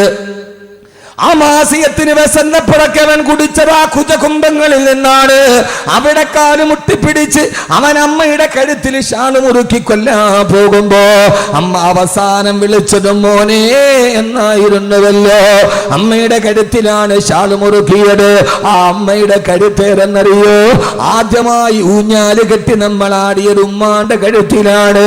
എന്റെ ആദ്യത്തെ ഊഞ്ഞാല് മാവിൻ കൊമ്പിലല്ല, എന്റെ ആദ്യത്തെ ഊഞ്ഞാല് പ്ലാവിന്റെ കൊമ്പിലല്ല, എന്റെ ആദ്യത്തെ ഊഞ്ഞാല് പാർക്കിലല്ല. ഞാൻ ആദ്യമായി ഊഞ്ഞാല് കെട്ടിയാടാടിയത് എന്റെ ഉമ്മാന്റെ കഴുത്തിലാണ്. കുഞ്ഞിളം കൈകൾ കൊണ്ട് ഉമ്മാന്റെ കഴുത്തിൽ കെട്ടിപ്പിടിച്ച് ഊഞ്ഞാലാടിയ കഴുത്തിൽ പിന്നെ ഷാളിട്ട് മുറുക്കുമ്പോ സഹോദരങ്ങളെ, സഹോദരങ്ങളെ, രാവിലെ മുതൽ വൈകുന്നേരം വരെ കഷ്ടപ്പെട്ട് വളർത്തിയ മക്കളാണ് എന്നെ ചതിച്ചത്. അതുകൊണ്ടാണ് അല്ലാഹു പറഞ്ഞത് വമൽ ഹയാത്തുദ് ദുനിയാ ഇല്ലാ മതാഉൽ ഗുറൂർ. മനുഷ്യരോട് ഈ ദുനിയാവ് നിങ്ങളെ ചതിക്കുന്ന ചില വസ്തുക്കൾ മാത്രമാണ്. മരണം നിങ്ങളെ ചതിക്കില്ല സഹോദരങ്ങളെ. മരണമാണ് കൃത്യസമയത്ത് ചതിക്കാതെ കാത്തിരിക്കുമ്പം വരുന്നത് മരണമാണ്. ആ മരണത്തിന് പിന്തലില്ലല്ലോ. കലാമണ്ഡലം ഗീതാനന്ദന പറയുന്ന മനുഷ്യൻ കഴിഞ്ഞ ആഴ്ച കേരളത്തിന്റെ കലയരങ്ങിൽ നിന്ന് ഒഴിഞ്ഞു മാറിപ്പോയി. കഥകളിയുടെ ലാസ്യഭാവങ്ങളെ തന്റെ മുഖത്തിന്റെ നവരസങ്ങൾ കൊണ്ട് പഠിപ്പിച്ചു കൊടുത്ത കേരളം കണ്ട മഹാനായ കഥകളിക്കാരനാണ് കലാമണ്ഡലം ഗീതാനന്ദന്. ആയിരക്കണക്കിന് ആളുകൾ തിങ്ങി നിറഞ്ഞു നിൽക്കുന്ന സ്റ്റേജിൽ അദ്ദേഹം കഥകളി ആടിക്കൊണ്ടിരിക്കുമ്പോ ആടി അദ്ദേഹത്തിന്റെ കലാരൂപത്തിൽ പ്രേക്ഷകര് മുഴുവനും മനസ്സൊടുക്കിനിന്നപ്പോ കലാമണ്ഡലം ഗീതാനന്ദ കലാലോകത്തിന്റെ മാസ്വരീക പ്രതിഭ തന്റെ ആട്ടത്തിന്റെ ഇടയിൽ രണ്ട് കൈ കൂപ്പി അദ്ദേഹം നിലത്തേക്ക് തൊട്ടു. ആളുകൾ വിചാരിച്ചു അദ്ദേഹം വേദിയെ അനുഗ്രഹിക്കുന്നതാണെന്ന്, അദ്ദേഹം വേദിയോട് അനുഗ്രഹം തേടുന്നതാണെന്ന്. ഈ ഒരു അകലത്തിൽ കാത്തു നിന്നവർക്ക് പോലും മനസ്സിലായില്ല. ആ മനുഷ്യൻ ആടിക്കൊണ്ടിരിക്കുമ്പോ മരണത്തിന്റെ ദൂതൻ വന്നെന്ന് അടുത്തിരിക്കുന്നവർക്ക് പോലും കാണാൻ കഴിഞ്ഞില്ലല്ലോ. ഫലൗലാ ഇദാ ബലഗത്തിൽ ഹുൽഖൂം വഅൻതും ഹീനഇദിൻ തൻദുറൂൻ വനഹ്നു അഖറബു ഇലൈഹി മിൻകും വലാകിൻ ലാ തുബ്സിറൂൻ. സൂറത്തുൽ വാഖിഅല്ലേ എപ്പോഴും ഓതുന്നതല്ലേ. മരണദൂതൻ അതിന് അടുത്ത് വന്ന് നിന്നിട്ടും വലാകിൻ ലാ തുബ്സിറൂൻ, നിങ്ങൾക്കൊരാൾക്ക് പോലും കാണാൻ കഴിഞ്ഞില്ലല്ലോ. കലാമണ്ഡലം ഗീതാനന്ദൻ കൈകൂപ്പി താഴേക്ക് വീണു. ഇതുപോലെ കണ്ടു നിന്നവര് വിചാരിച്ചു അദ്ദേഹം സ്റ്റേജിനെ വന്നിക്കുകയാണെന്ന്. കുഴഞ്ഞു വീണപ്പെടാൻ അറിഞ്ഞത് മരണമാ മനുഷ്യനെ കുത്തിപ്പറിച്ചു പോയെന്ന്. എന്റെ പ്രിയപ്പെട്ട പെങ്ങളെ ഓർക്കുക, നിഴല് പോലെ കൂടെ നടക്കുന്ന ചൈക്കാത്ത മരണത്തെ ഓർമ്മിപ്പിക്കുക. 25 മിനിറ്റ് പ്രസംഗിക്കാനുള്ള ഡീറ്റെയിലും എഴുതിയ പേപ്പറുമായിട്ടാണ് ഇന്ത്യ രാജ്യത്തിന്റെ ഉരുക്കു ശക്തിയായി മാറിയ ഡോക്ടർ APJ അബുൽ കലാം പ്രസംഗിക്കാൻ കയറിയത്. ആർക്കറിയാം, അഹമ്മദ് കബീർ ബാക്കവി പ്രസംഗിച്ച് അവസാനിപ്പിക്കുമോ അതല്ല വാക്കുകൾ ഇവന്റെ തൊണ്ടയിൽ കുടുങ്ങുമോ? ആരും അറിയാതെ ഇവിടെ കുഴഞ്ഞു വീടുമോ? ജീവിതമെന്ന് പറയുന്ന കോമാളിയുടെ നടുവിലൂടെ നടന്നു പോകുമ്പോ ഈ APJ അബുൽ കലാം 25 മിനിറ്റ് പ്രസംഗിക്കാനുള്ള കുറിപ്പുകളും എഴുതിയിട്ടാണ് കയറി നിന്നത്. പാതിവടിയിൽ കുഴഞ്ഞ് താഴേക്ക് വീടുമ്പോ താൻ സ്വന്തം കൈപ്പട കൊണ്ട് എഴുതിയത് പോലും പറഞ്ഞു തീർക്കാൻ കഴിയാതെ മരണം തന്നെ കൊത്തിപ്പറിക്കുമെന്ന് APJ അബുൽ കലാമിനെ മുൻകൂട്ടി കാണാൻ കഴിഞ്ഞില്ലല്ലോ. എന്റെ പ്രിയപ്പെട്ട പെങ്ങള്, പാകിസ്ഥാൻ മുൻ പ്രധാനമന്ത്രി ബേനസീർ ഭൂട്ടോ റാവൽപിണ്ടിയുടെ പൊതു തെരഞ്ഞെടുപ്പ് യോഗത്തിനാണ് ബോംബ് സ്ഫോടനത്തിൽ തകർന്നു പോകുന്നത്. ബേനസീർ മരിക്കുന്നതിന് തൊട്ടു മുമ്പുള്ള 5 മിനിറ്റ് BBC റെക്കോർഡ് ചെയ്ത് കാണിച്ചത് എങ്ങനെയെന്നറിയോ? വാഹനം വന്ന് നിൽക്കുന്നു, റാവൽപിണ്ടിയിൽ കൂടി നിൽക്കുന്ന അനുയായികൾ നേതാവിനെ വിളിക്കുന്നു. ആ കാറിലിരുന്ന് പൊതു തെരഞ്ഞെടുപ്പ് റാലി അഭിസംബോധന ചെയ്യാൻ പോകുന്നതിന് മുമ്പ് മിസ്സിസ് ബേനസീർ ഭൂട്ടോ, സുന്ദരിയായ ബേനസീർ ഭൂട്ടോ തന്റെ ബാഗ് തുറന്നിട്ട് ലിപ്സ്റ്റിക് എടുത്ത് ചുണ്ടിലേക്ക് വെക്കുന്നു. മുഖത്ത് സൗന്ദര്യവസ്തക വസ്തുക്കൾ തേച്ചിട്ട് കണ്ണാടിയിൽ തന്നെ മുഖം നോക്കുന്നു. അപ്പോഴും ബേനസീറിനറിയില്ലല്ലോ ഈ കാണുന്ന ചുണ്ടുകളും മാംസ കഷണങ്ങളായി ചിതറിത്തെറിക്കുമെന്ന്. 2 മിനിറ്റ് കഴിഞ്ഞാൽ തന്റെ ശരീരം ഈ തലച്ചോറ് റോഡിൽ ചിതറുമെന്ന്. ഈ കണ്ണാടിയിൽ കണ്ട മുഖം ഇനി ഒരിക്കൽ കൂടി ഇതേപോലെ കാണാൻ കഴിയില്ലെന്ന്. അതുകൊണ്ട് എന്റെ പ്രിയപ്പെട്ട ചെറുപ്പക്കാരാ, എന്റെ പ്രിയപ്പെട്ട സഹോദരി, അല്ലാഹു ലോകത്തോട് പറഞ്ഞ ഏറ്റവും പരമപ്രധാനമായൊരു കാര്യം, ഈ ജീവിതമൊന്നും ഒരു ജീവിതമല്ല. അല്ലദീ ഖലഖൽ മൗത വൽ ഹയാ, അവനാണ് മരണത്തെ സൃഷ്ടിച്ചത്, അവനാണ് ജീവിതത്തെ സൃഷ്ടിച്ചതെന്നത്. അതുകൊണ്ട് സഹോദരങ്ങള്, ഈ ജീവിതം ഒരു ജീവിതമായിട്ട് പരിഗണിച്ചിട്ടില്ല. ഒരർത്ഥത്തിൽ ഒന്നുകൂടി വിശാലമായിട്ട് പറഞ്ഞാൽ ഈ ജീവിതത്തെ എങ്ങനെയാണ് ജീവിതമായി പരിഗണിക്കുക? ആഗ്രഹിച്ചതൊന്നും നേടാത്ത ജീവിതം, മോഹിച്ചതൊന്നും കിട്ടാത്ത ജീവിതം, കടങ്ങൾ തലയിൽ വീണ ജീവിതം, രോഗങ്ങൾ അസ്വസ്ഥത ബാധിച്ച ജീവിതം, മനപ്രയാസം മാറാത്ത ജീവിതം, ഒരു ദിവസം പോലും സമാധാനത്തോടെ കിടന്നുറങ്ങാൻ കഴിയാത്ത ജീവിതം. ഇതെങ്ങനെയാണ് ജീവിതമാവുക? ജീവിതത്തിന് അർത്ഥമുണ്ടാകണമെങ്കിൽ നമ്മുടെ മനസ്സിൽ ആഗ്രഹിച്ചതൊക്കെ കിട്ടണ്ടേ, നമ്മൾ കൊതിച്ചതൊക്കെ കൈവെള്ളയിലെത്തണ്ട്, രോഗങ്ങൾ മാറി നിൽക്കണ്ട്. എല്ലാം കയ്യിലുണ്ടായിട്ടും രോഗം എന്നെ തിന്നാൻ അനുവദിക്കുന്നില്ലല്ലോ. കോടികൾ ബാങ്കിലുണ്ടായിട്ടും രോഗം എന്നെ വെള്ളം കുടിക്കാൻ അനുവദിക്കുന്നില്ലല്ലോ. അതുകൊണ്ട് സഹോദരാ, ജീവിതമെന്ന് പറഞ്ഞാൽ ആഗ്രഹങ്ങൾ പൂർത്തീകരിച്ച ജീവിതമോ? ജീവിതമെന്ന് പറഞ്ഞാൽ രോഗമില്ലാത്ത ജീവിതമല്ല ജീവിതം. അതുകൊണ്ടാണ് അല്ലാഹു പറഞ്ഞത് മരണശേഷമുള്ള ജീവിതമാണ് യഥാർത്ഥ ജീവിതം. അവിടെ നിങ്ങൾ ആഗ്രഹിച്ചതൊക്കെ നിങ്ങൾക്കുണ്ട്. വലക്കും ഫീഹാ മാ തസ്തഹി അൻഫുസുകും വലക്കും ഫീഹാ മാ തദ്ദഊൻ. അവിടെ നിങ്ങൾ മനസ്സിൽ ആഗ്രഹിച്ചതൊക്കെ നിങ്ങൾക്ക് ഞാൻ ഇവിടെ വെച്ചിട്ടുണ്ട്. നിങ്ങൾ മനസ്സിൽ കൊതിച്ചതൊക്കെ നിങ്ങൾക്ക് ഞാൻ വെച്ചിട്ടുണ്ട്. ആ മരണശേഷമുള്ള സ്വർഗ ജീവിതത്തിൽ രോഗങ്ങളില്ല, കടങ്ങളില്ല, പ്രയാസങ്ങളില്ല, ദുഃഖങ്ങളില്ല, ആകുലതയില്ല. നിന്റെ കണ്ണിലൂടെ ഒരു തുള്ളി കണ്ണീര് പോലും നീ ഒഴുക്കണ്ട. അവിടെ നിനക്ക് ഞാൻ ജീവിക്കാനുള്ളതൊക്കെ വെച്ചിട്ടുണ്ട്. പച്ചപ്പരവതാനി വിരിച്ച പുൽമേടുകളുടെ താഴ്ഭാഗത്തുകൂടി കാലിൽ കിടക്കുന്ന സുന്ദരി പെണ്ണിന്റെ കാലിൽ കിടക്കുന്ന വെള്ളിക്കൊലുസ് പോലെ തടം തല്ലിയാത്തൊടുകുന്ന കൊച്ചരുവികളുണ്ടവിടെ, ഒറ്റമുത്തിനാളുള്ള വീടുണ്ടവിടെ, സുന്ദരിയായ പെൺകുട്ടിയുണ്ടവിടെ, ഊഞ്ഞാലാട്ടാ തോഴിമാരുണ്ടവിടെ, ആഗ്രഹിച്ച പഴങ്ങളുണ്ടവിടെ, സ്വർണ്ണ നൂലുകൾ കൊണ്ട് നെയ്തുണ്ടാക്കപ്പെട്ട കട്ടിലുണ്ടവിടെ. അവിടെ നിന്നെ മനസ്സുകൊണ്ട് കുറ്റപ്പെടുത്താൻ പോലും ഒരാളും അവിടെ ഇല്ലല്ലോ. അതുകൊണ്ട് എന്റെ സഹോദരാ, സഹോദരി, ഈ ദുനിയാവിന്റെ ആഗ്രഹത്തോടും ഈ ഭൂമിയോടുള്ള പ്രണയത്തോടും വിട പറയുക. എന്നിട്ട് അല്ലാഹുവിന്റെ മരണശേഷമുള്ള ലോകത്തിന് വേണ്ടി ഒരുങ്ങുക. ഈ ദുനിയാവിലെ പ്രയാസം ഒരു പ്രയാസമല്ല, ഇവിടുത്തെ പട്ടിണി ഒരു പട്ടിണിയല്ല. അതുകൊണ്ടാണ് ജീവിതം എന്തൊക്കെ പ്രയാസം വന്നാലും അല്ലാഹുവേ, അല്ലാഹുവേ, അല്ലാഹുവേ, ഈ ഭൂമിയിൽ എന്ത് വന്നാലും സഹിക്കാൻ ഞാൻ തയ്യാറാണ്. പക്ഷേ എന്നെ ആഖിറം എനിക്ക് നഷ്ടപ്പെടുത്തല്ലേ അല്ലാ. എന്റെ പരലോകം എനിക്ക് നഷ്ടമാക്കല്ലേ തമ്പുരാനെ. അതുകൊണ്ടാണ് ആദരവായ പ്രവാചകൻ നബി മുഹമ്മദ് മുസ്തഫ, ഉറക്കപ്പെടാദരവായ പ്രവാചകൻ നബി മുഹമ്മദ് മുസ്തഫ, ഹബീബായ നബി മുഹമ്മദ് മുസ്തഫ സല്ലല്ലാഹു അലൈഹി വസല്ലമയുടെ പ്രിയ പത്നി ബഹുമാനപ്പെട്ട ബീവി ആയിഷ റളിയല്ലാഹു തആല ഒരു സംഭവം പറയുന്നുണ്ട്. ഹബീബായ നബി സല്ലല്ലാഹു അലൈഹി വസല്ലമ, ആദരവായ പ്രവാചകൻ നബി മുഹമ്മദ് മുസ്തഫ, ഉറക്കെ പറ, ഇങ്ങനെ പറയാ, ആദരവായ പ്രവാചകൻ നബി മുഹമ്മദ് മുസ്തഫ സല്ലല്ലാഹു അലൈഹി വസല്ലം. ഇങ്ങനെയാ സ്ഥലം. നിങ്ങൾ നന്നായിട്ട് പറഞ്ഞാൽ ഞാൻ വാളും പറയും. ഇപ്പൊ ദലിത് സാഹിബാണ് വിളിച്ച് എല്ലാവരും പോണു, ഉസ്താദെ കുറേ നേരം പ്രസംഗിക്കണോ. എന്നോട് പറഞ്ഞത് 9 മണിക്ക് പ്രസംഗം തുടങ്ങും, 10:30 ആകുമ്പോൾ തങ്ങൾ വന്ന് ദുആ ചെയ്യും, അപ്പോൾ പോകാമെന്നാണ്. പോവാണോ? ഇൻഷാ അല്ലാഹ്. വലിയ സുഹൃത്താണ്, മസ്കറ്റ് KMCCയുടെ പ്രസിഡന്റാണ്, തളിപ്പറമ്പ് സ്വദേശിയാണ്. അല്ലാഹു ആഫിയത്തും ആരോഗ്യവും കൊടുക്കട്ടെ. നല്ലൊരു ദീനീ പ്രവർത്തകനാണ്, ദീനീ സേവകനാണ്, ദീനീ സ്നേഹിയാണ്, പണ്ഡിതന്മാരോട് വലിയ അടുപ്പം സൂക്ഷിക്കുന്ന ഒരാളുമാണ്. അല്ലാഹു ആ ബന്ധങ്ങളെ നിലനിർത്തി തരട്ടെ. എല്ലാവരും പോവാ? ആ ശരി. അടുത്ത ജമാഅത്ത് ഭാരവാഹികളൊക്കെ ഉണ്ട്, പ്രസിഡന്റ് ഉണ്ട്. ഒരു 2 വർഷമായിട്ടൊരു ഡേറ്റ് ചോദിക്കാനാണ്, എന്നാണ് കൊടുക്കാൻ പറ്റി.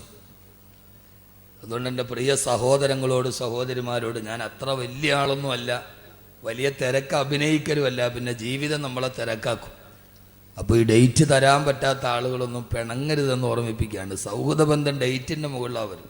ഇന്നിപ്പോൾ ബായാറെന്ന് വന്ന് ഡേറ്റ് ചോദിച്ചു, അപ്പുറത്തുമൊക്കെ ചോദിച്ചു, എല്ലാവർക്കും കൊടുക്കാൻ കഴിയില്ല. അപ്പോൾ ആ സൗഹൃദ ബന്ധങ്ങളെ, സ്നേഹത്തെ ഒരു ഡേറ്റ് അദ്ദേഹം ചോദിച്ചിട്ട് തന്നില്ലല്ലോ എന്ന് പറഞ്ഞില്ലാതാക്കരുത്. മാത്രമല്ല, ഞാനിപ്പോൾ ഒരു വലിയ പ്രൊജക്റ്റിൻ്റെ പുറകിലാണ്. അള്ളാഹു സ്വീകരിക്കട്ടെ. നമ്മൾ ഈ ഭൂമിയിലൊക്കെ ജീവിച്ചിരുന്നു എന്ന് പിൽക്കാലത്ത് വരുന്ന ആളുകൾ അറിയണ്ടേ? വേണ്ടേ? നമ്മുടേതായിട്ട് എന്തെങ്കിലും ഉണ്ടാവണം. നമ്മൾ ഖുർആൻ്റെ പ്രചാരകരാവണം. ഖുർആൻ ഒരു വെളിച്ചമാണ്. ആ വെളിച്ചം ലോകത്തിൻ്റെ മുമ്പിൽ പരത്തി കൊടുക്കാൻ നമ്മൾ ബാധ്യസ്ഥരാണ്. അള്ളാഹു നമ്മളെ അനുഗ്രഹിക്കുമാറാകട്ടെ. അപ്പോൾ എന്നോട് പറഞ്ഞത് 9 മണിയാകുമ്പോൾ പുസ്തകം പ്രസംഗം തുടങ്ങാൻ, 8:30 തുടങ്ങുക, 10:30 തങ്ങൾ വരെ പുസ്തകം നിർത്താൻ, ലാസ്റ്റ് ദുആ തങ്ങളാണെന്നാണ് പറഞ്ഞത്. ഇതിപ്പോൾ നേരെ തിരിഞ്ഞിട്ട് പണ്ടൊരു തീപ്പെട്ടി ഉണ്ട്, ഉൾട്ട പുൾട്ട. അങ്ങനെയാണ് ആ തീപ്പെട്ടിയുടെ പോകുള്ള കവറിൻ്റെ പേരെങ്ങനെ, 2 സിക്കുകാരെ തല കൊടുത്തിട്ട് 2 തല അങ്ങോട്ടും ഇങ്ങോട്ടും തിരിഞ്ഞിരിക്കും. ഉൾട്ട പുൾട്ട എന്നാണ്. നേരെ തിരിയുക എന്നതിൻ്റെ അർത്ഥം. ഇപ്പോൾ നേരെ തിരിഞ്ഞ് തങ്ങൾ ഇടയ്ക്ക് ഒന്ന് ദുആ ചെയ്തു പോയി. ലത്തീച്ച എന്നെ വിളിച്ചിട്ട് ഉസ്താദ് കുറേ നേരം പ്രസംഗിക്കണം. ഇപ്പം എന്താ ചെയ്യുക? അള്ളാഹു സ്വീകരിക്കുമാറാകട്ടെ. അള്ളാഹു സ്വീകരിക്കുമാറാകട്ടെ. അപ്പോൾ ഏതായാലും ഞാനൊരു 10:45 വരെ പ്രസംഗിക്കാമെന്ന് പറഞ്ഞിട്ട് അതുവരെ പോരെ? മാഷാ. സുബൈ വരെയാണ്. വീട്ടിൽ ഭാര്യയോട് പണങ്ങിയിട്ട് വന്നാണ്, ഇന്ന് പോവില്ല എന്ന് പറഞ്ഞു. സുബൈ വരെ പ്രസംഗിക്കാം. വീട്ടിൽ എന്തോ അടക്കമൊക്കെ കൂടി ഇറങ്ങിയാന്ന് തോന്നുന്നു. ശ്രദ്ധിച്ച് കേക്കി. ഇപ്പം ഏതാണ് നമ്മുടെ ഭാഗത്ത് 1 മണിക്കൂർ കഴിഞ്ഞു, 1.5 മണിക്കൂറായി. നമ്മൾ ആ സ്പീഡിൻ്റെ ഉള്ളിൽ അറിഞ്ഞില്ലെന്നേ ഉള്ളൂ. ചില സദസ്സ് എങ്ങനെയാണ്, മനസ്സുകൊണ്ടൊരു വലിയ സന്തോഷം ഉണ്ടെങ്കിൽ പിന്നെ ഒന്നും നോക്കില്ല പ്രസംഗിക്കും. മനസ്സിനൊരു റാഹത്തില്ലെങ്കിൽ പിന്നെ ഉഴപ്പിട്ട് പോകും. എല്ലാ ദിവസവും ഒരുപോലെ ഇരിക്കില്ലല്ലോ. യാത്രകൾ, പ്രയാസങ്ങൾ, പ്രശ്നങ്ങൾ. നമ്മളൊന്നും മലക്കുകളൊന്നും അല്ലല്ലോ. ചിലപ്പോൾ ഭാര്യയോട് പിണങ്ങിയിട്ടായിരിക്കും വരിക. വേറെ കാര്യമൊന്നും ഉണ്ടാവില്ല. ഇങ്ങനെ വാതിന് മുമ്പ് അവർ ചോദിക്കും, പെണ്ണുമ്പളെ മക്കളൊന്നും വേണ്ട, ഇങ്ങനെ വാത് പറഞ്ഞാൽ മതിയോ എന്ന് ചോദിക്കും. അള്ളാഹു നമ്മുടെ ബന്ധങ്ങളെ നന്നാക്കി തരട്ടെ. സഹോദരങ്ങളെ കൊണ്ട് ഇൻഷാല്ലാ 10:45 കൂടിയൊക്കെ ഇൻഷാല്ലാ നമുക്ക് ഞാൻ വീണ്ടും 2-2.5 മണിക്കൂർ അതായത് നമുക്ക് പ്രസംഗിക്കാം. അള്ളാഹു തൗഫീക്ക് നൽകട്ടെ. ഞാൻ ഒരു കാര്യം നിങ്ങളോട് പറഞ്ഞേക്കാം, ഒരാൾ നന്നാവാൻ, മാറ്റമുണ്ടാകാൻ വലിയ പ്രസംഗമൊന്നും വേണ്ട. ഈ ഒരൊറ്റ പരമാർത്ഥത്തെ അവൻ തിരിച്ചറിഞ്ഞാൽ മതി, വേറൊന്നും വേണ്ട. ഞാൻ നിങ്ങളോടൊരു സംഭവം പറഞ്ഞു തരാം. ആളുടെ പേരൊന്നും നിങ്ങൾ എന്നോട് ചോദിക്കാൻ പാടില്ല. രഹസ്യമായിട്ടും ചോദിക്കരുത്, പരസ്യമായിട്ടും ചോദിക്കരുത്. ഓക്കെ? ഞാൻ ഈ പറയുന്ന സംഭവത്തിലെ ആളുകളുടെ പേര് നിങ്ങൾ എന്നോട് പരസ്യമായിട്ടും ചോദിക്കാൻ പാടില്ല, രഹസ്യമായിട്ടും ചോദിക്കാൻ പാടില്ല. എന്തിനാണ് വലിയ പ്രസംഗമൊക്കെ? ഒന്നും വേണ്ട. കോടീശ്വരനായ തന്റെ ബിസിനസ് സാമ്രാജ്യവുമായി വിദേശത്ത് ശീതീകരിച്ച റൂമിൽ റിവോൾവിംഗ് ചെയറിൽ സുന്ദരികളായ പെൺകുട്ടികളെ പിഎമാരായി നിശ്ചയിച്ച് സുഖത്തിന്റെയും ആഡംബരത്തിന്റെയും പാരമ്പര്യയിൽ ആറാടിക്കളിക്കുന്ന സുഖസുഷുപ്തിയിൽ ആറാടുന്ന ഒരു ചെറുപ്പക്കാരനായ ബിസിനസ്സുകാരൻ. ഈ കേരളക്കാരനാണ്, മലയാളിയൻ. അദ്ദേഹത്തെ കാണാൻ ഈ കേരളത്തിൽ നിന്നൊരു മതപ്രബോധകനെത്തിയ ഒരു പണ്ഡിത സുഹൃത്തു. അദ്ദേഹത്തെ കാണാൻ ഓഫീസിൽ ചെന്നു. വലിയ തിരക്കാണ്. വെളിയിൽ ആളുകളൊക്കെ കാത്തു നിൽക്കാൻ. ചില വലിയ കോടീശ്വരന്മാരെ, മുതലാളിമാരെ ഒരു വിനോദമാണ് കാണാൻ വരുന്നവരെ വെറുതെ വെയിറ്റ് ചെയ്യിപ്പിക്കുക എന്നുള്ളത്. ഒരു തിരക്കുണ്ടാവില്ല. ഓഫീസ് നന്നായിട്ട് പണിതിടുക, വെളിയിൽ വെറുതെ ആളുകളെ വെയിറ്റ് ചെയ്യിപ്പിക്കുക. ചില ആളുകളുടെ ഒരു വലിയ ക്രൂര വിനോദമാണിത്. വെറുതെ ഒരു അപ്പോയിൻമെന്റ് കിട്ടാൻ വലിയ പാടാൻ, കാണാൻ വലിയ പാടാൻ. പള്ളിക്കമ്മറ്റി എങ്ങാനും ഉറൂസിന്റെ കാര്യം പറയണമെങ്കിൽ അവന്റെ വീടിന്റെ ഗേറ്റിൽ പോയി പിന്നെ കാത്തു നിൽക്കണം. പള്ളിക്കലെ ഖത്തീബ്, ഇമാമത്ത് നിൽക്കുന്ന ഖത്തീബ്, ഖുത്ബ നിർവഹിക്കുന്ന ഖത്തീബ് ആരാണെങ്കിലും ഒരു മഹല്ലിലെ ഏറ്റവും പ്രഥമ പരിഗണനീയവനും പ്രഥമമായി ബഹുമാനിക്കപ്പെടേണ്ടതും നമ്മുടെ ഇമാമിനെയാണ്. അപ്പൊ ഇമാം ഉസ്താദ് പറഞ്ഞിട്ട് ഞാൻ പ്രസംഗിക്കല്ല, ഞാനൊരു പള്ളിയിലെ ഇമാമ് തന്നെയാണ്. പക്ഷേ രാജ്യത്തിന്റെ പ്രഥമ പൗരൻ, പ്രസിഡന്റാണ്. ഒരു മഹലിന്റെ ഏറ്റവും ആദരിക്കപ്പെടേണ്ട മഹാവ്യക്തിത്വം നമ്മുടെ ഇമാമിയങ്ങളാണ്. ഉറൂസിന്റെ കാര്യം പറയാൻ പോയാ, യത്തീംഖാനയുടെ കാര്യം പറയാൻ പോയാ, അവന്റെ വാതിലിന്റെ മുമ്പിൽ പോയി കാത്തു നിന്ന്, പിന്നെ സെക്യൂരിറ്റി തന്ന് വാതിൽ തുറന്ന്, പിന്നെ അകത്ത് കയറി അപ്പോയിന്റ്മെന്റ് കിട്ടി പറയും. അവസാനം പറയും, ഇപ്പോൾ ഒരു ഇത്തിരി ടൈറ്റിലാണ്, പിന്നെ വരി. ഇതൊരു വിനോദമാണ്. ഞാൻ പലപ്പോഴും കണ്ടിട്ടുണ്ട്, പലരും പറഞ്ഞിട്ടുണ്ട്. പക്ഷെ എന്തൊക്കെ പറഞ്ഞാലും ആ ഒരു വലിയ വിനോദത്തിൽ നിന്ന് വളരെ വിനയത്തിലേക്ക് മാറി എപ്പോഴും കാണാൻ പറ്റുന്ന ഒരു വലിയ ഒരു കോടീശ്വരനാണ് നിങ്ങളുടെ ലത്തീച്ച. അദ്ദേഹത്തിന് അങ്ങനെ ഒരു ശൈലിയില്ല. അദ്ദേഹത്തിൻ്റെ ആ വിനയവും ആ ഒരു അടുപ്പവുമാണ് ഞാനും അദ്ദേഹം തമ്മിലുള്ള സൗഹൃദവും. അല്ലാതെ അദ്ദേഹം എനിക്ക് നോട്ട് കെട്ടൊന്നും തന്നിട്ടില്ല, അങ്ങനെ വിചാരിക്കുകയും വേണ്ട. അങ്ങനെയുള്ളവരെ നാം അഭിനന്ദിക്കണം. ഞാൻ പറഞ്ഞത് സമ്പത്ത് എന്ന് പറയുന്ന അള്ളാഹു തരുന്നതാണ്. നാളെ അത് ഊരി മാറ്റിയോ ഒന്നും ഉണ്ടാവില്ല. ഇന്നത്തെ ദരിദ്രൻ നാളത്തെ കോടീശ്വരനാണ്, ഇന്നത്തെ കോടീശ്വരൻ നാളത്തെ ദരിദ്രനാണ്. ഇത് അള്ളാഹുവിന്റെ കയ്യിലാണ് ഖജനാവിന്റെ താക്കോൽ. അള്ളാഹു നമ്മളെ സ്വീകരിക്കുമാറാകട്ടെ. ആ മനുഷ്യന്റെ അടുക്കൽ വന്നിട്ട് ഈ പ്രബോധകൻ പറഞ്ഞു, എനിക്ക് അദ്ദേഹത്തെ ഒന്ന് കാണണം. പിയെ പോയിട്ട് പറഞ്ഞു, തിരക്കാണ്, ബോസിന് തിരക്കാണ്, സമയമില്ല. അദ്ദേഹം പറഞ്ഞു, എനിക്ക് അദ്ദേഹത്തോടൊരു 10 മിനിറ്റ് സംസാരിക്കണം. രണ്ടാമത് പിയെ പോയി ചോദിച്ചപ്പോൾ റിവോൾവ് ചേർന്നിട്ട് ആ ചെറുപ്പക്കാരൻ പറഞ്ഞു, ഇല്ല, സമയം വലിയ തിരക്കാണ്, അയാളോട് പറ്റൂല എന്ന് പറ. പിയെ പോയിട്ട് പറഞ്ഞു പറ്റൂല. അദ്ദേഹം മൂന്നാമതും പറഞ്ഞു, ഒരു 5 മിനിറ്റ് എനിക്കൊരു അപ്പോയിന്റ്മെന്റ് തരണം. സുന്ദരിയായ പെൺകുട്ടി പോയി ചോദിച്ചു പറഞ്ഞു, പറ്റില്ല, എനിക്ക് അപ്പോയിന്റ്മെന്റ് തരാൻ പറ്റില്ല, ബിസിയാണ്, മൊയ്ലിയാരോട് പോവാൻ പറ, അയാൾക്ക് എന്ത് ജോലിയാണ് ഇവിടെ വന്നിട്ടുള്ളത്. അവസാനം പല പ്രാവശ്യം പറഞ്ഞു വിട്ടു, നിരാകരിച്ചു. പ്രബോധകനായ മഹാമനുഷ്യൻ തിരിച്ചു പോയില്ല. ഇത് വിക്ടർ യുഗോയുടെ കഥയല്ല, ഇത് ഷേക്സ്പിയറിന്റെ കഥയല്ല. എന്റെ സഹോദരങ്ങളെ, സഹോദരിമാര്, ജീവിതത്തിൽ തെറ്റിലൂടെ സഞ്ചരിക്കുമ്പോ നമ്മുടെ മനസ്സിനെ പിടിച്ചു നിർത്താൻ, നമ്മുടെ ജീവിതത്തിൽ അനിവാര്യമായ ഒരു മാറ്റമുണ്ടാവാൻ, നമ്മുടെ ജീവിതത്തിൽ അനിവാര്യമായ ഒരു മാറ്റമുണ്ടാവാൻ സഹോദര വേണ്ട ഒരു ഉപദേശമാണിത്. അവസാനം അദ്ദേഹം പറഞ്ഞു, എനിക്ക് അദ്ദേഹത്തോട് ഒരൊറ്റ വാക്ക് പറഞ്ഞാൽ മതി, അത് പറഞ്ഞിട്ട് ഞാൻ പൊക്കോളാം. പിയെ വീണ്ടും പോയിട്ട് പറഞ്ഞു, അയാൾ പോകുന്നില്ല, ഒരു വാക്ക് പറയാനുള്ള സമയം വേണമെന്നാണ് പറയുന്നത്. അവസാനം അദ്ദേഹം പറഞ്ഞു, ഇനിയിപ്പോ എന്താണെങ്കിൽ ഒരു വാക്ക് പറഞ്ഞിട്ട് നശിച്ച് അതോടുകൂടി അങ്ങ് പോവുമല്ലോ, പറയാനുള്ള ഒരു വാക്ക് പറഞ്ഞിട്ട് പോകാൻ പറ. പണ്ഡിതൻ അനുവാദം കൊടുക്കപ്പെട്ടു. അദ്ദേഹം നേരെ വന്ന് വാതിൽ തുറന്നു. ശീതീകരിച്ച റൂമിൽ സമശീതോഷ്ണ ഉപാധി സുഖദായകമായി നിൽക്കുന്ന റൂമിന്റെ ഉള്ളിൽ റിവോൾവിംഗ് ചെയറിൽ സുന്ദരികളായ പെൺകുട്ടികൾ പിഎമാരായി നിൽക്കുന്ന ബിസിനസ് സാമ്രാജ്യത്തിന് അധിപതിയായ ചെറുപ്പക്കാരന്റെ നേരെ ഈ പണ്ഡിതൻ വന്ന് വിരൽ നേരെ ചൂണ്ടിയിട്ട് റിവോൾവിംഗ് ചെയറിൽ കറങ്ങി അഹങ്കാരത്തോടെ നടന്ന ആ ചെറുപ്പക്കാരന്റെ മുഖത്ത് നോക്കിയിട്ട് പറഞ്ഞു, ഒരു ദിവസം നീ മരിക്കും. വേറെ ഒന്നും പറഞ്ഞില്ല. എന്താ പറഞ്ഞേ?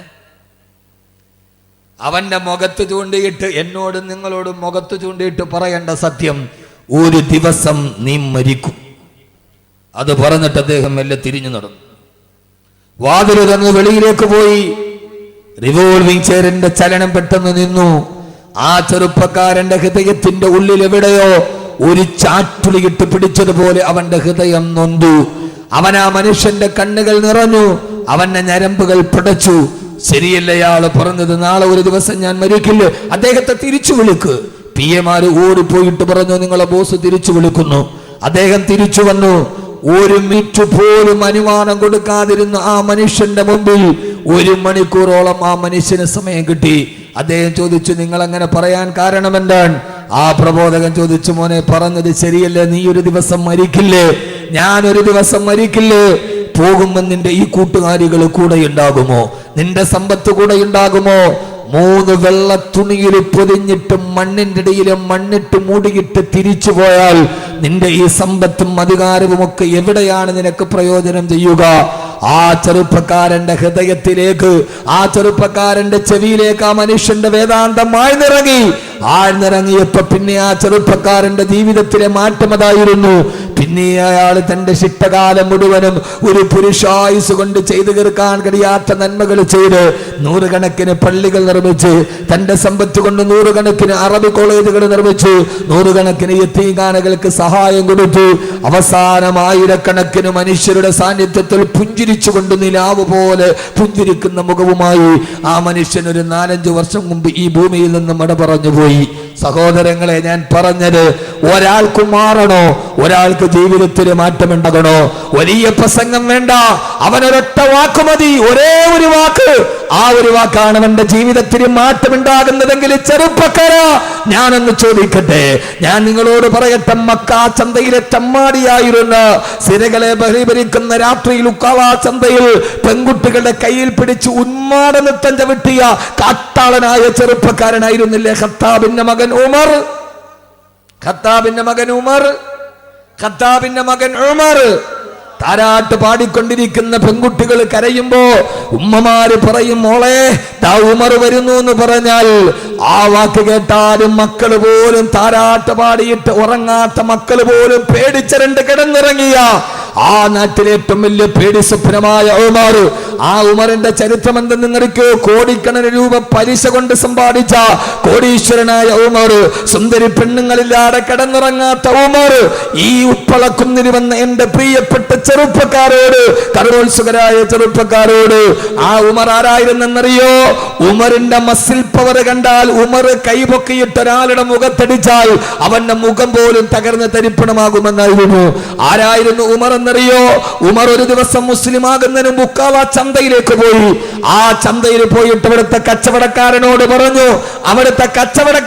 പറഞ്ഞു, എനിക്ക് 500 ദിർഹം വേണം, ഇപ്പോൾ എനിക്ക് 500 ദിർഹം തരണം.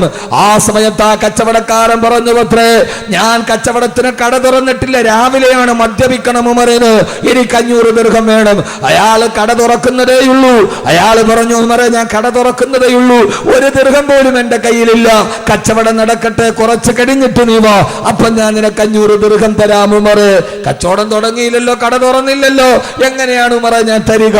എന്റെ ചെറുപ്പക്കാര് കേട്ടോളൂ, ഉമർ എന്ത് ചെയ്തു എന്നറിയോ? സ്വാഭാവികമായിട്ട് മനസ്സിലൊരൽപ്പം കനിവുള്ള മനുഷ്യൻ, കനിവില്ലാത്ത ഉമർ, സ്നേഹമില്ലാത്ത ഉമർ, വിട്ടുവീഴ്ചയില്ലാത്ത ഖത്താബിന്റെ മകൻ ഉമർ, ഒരു മനുഷ്യത്വമുള്ള മനുഷ്യനെ തുറന്നതല്ലേയുള്ളൂ, അല്പം കഴിഞ്ഞ് വരുമ്പോ കിട്ടുമല്ലോ എന്നോർക്കും. ഉമർ എന്ത് ചെയ്തു എന്നറിയോ?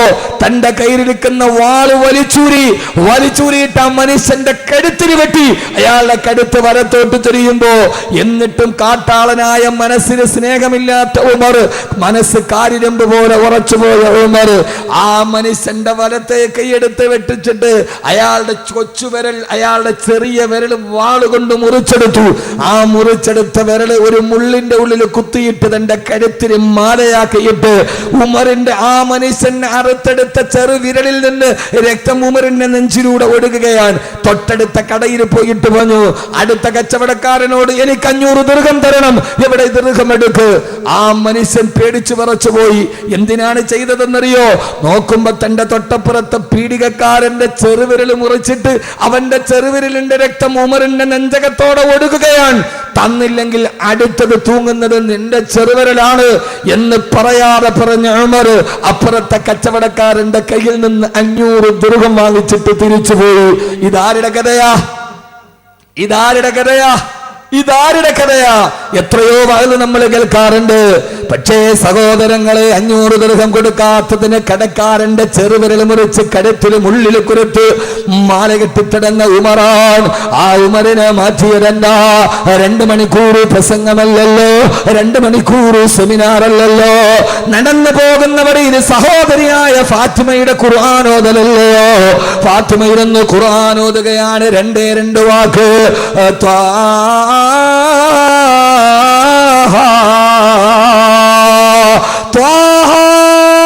ഉമറിന്റെ ഹൃദയത്തിലോട്ട് 2 അക്ഷരം പടന്നു കയറി. ഞാൻ സ്ഥിരമായിട്ട് പറയുന്ന അറബി ഭാഷയിലെ 2 അക്ഷരങ്ങൾ അത് ചേർത്ത് വെച്ചിട്ട് ഈ ഫാത്തിമ എന്താണ് പറയുന്നത്? പക്ഷേ അത് ചേർത്ത് വെച്ചപ്പോ ഇതേവരെ കേൾക്കാത്ത ഒരു സൗന്ദര്യമുണ്ടല്ലോ.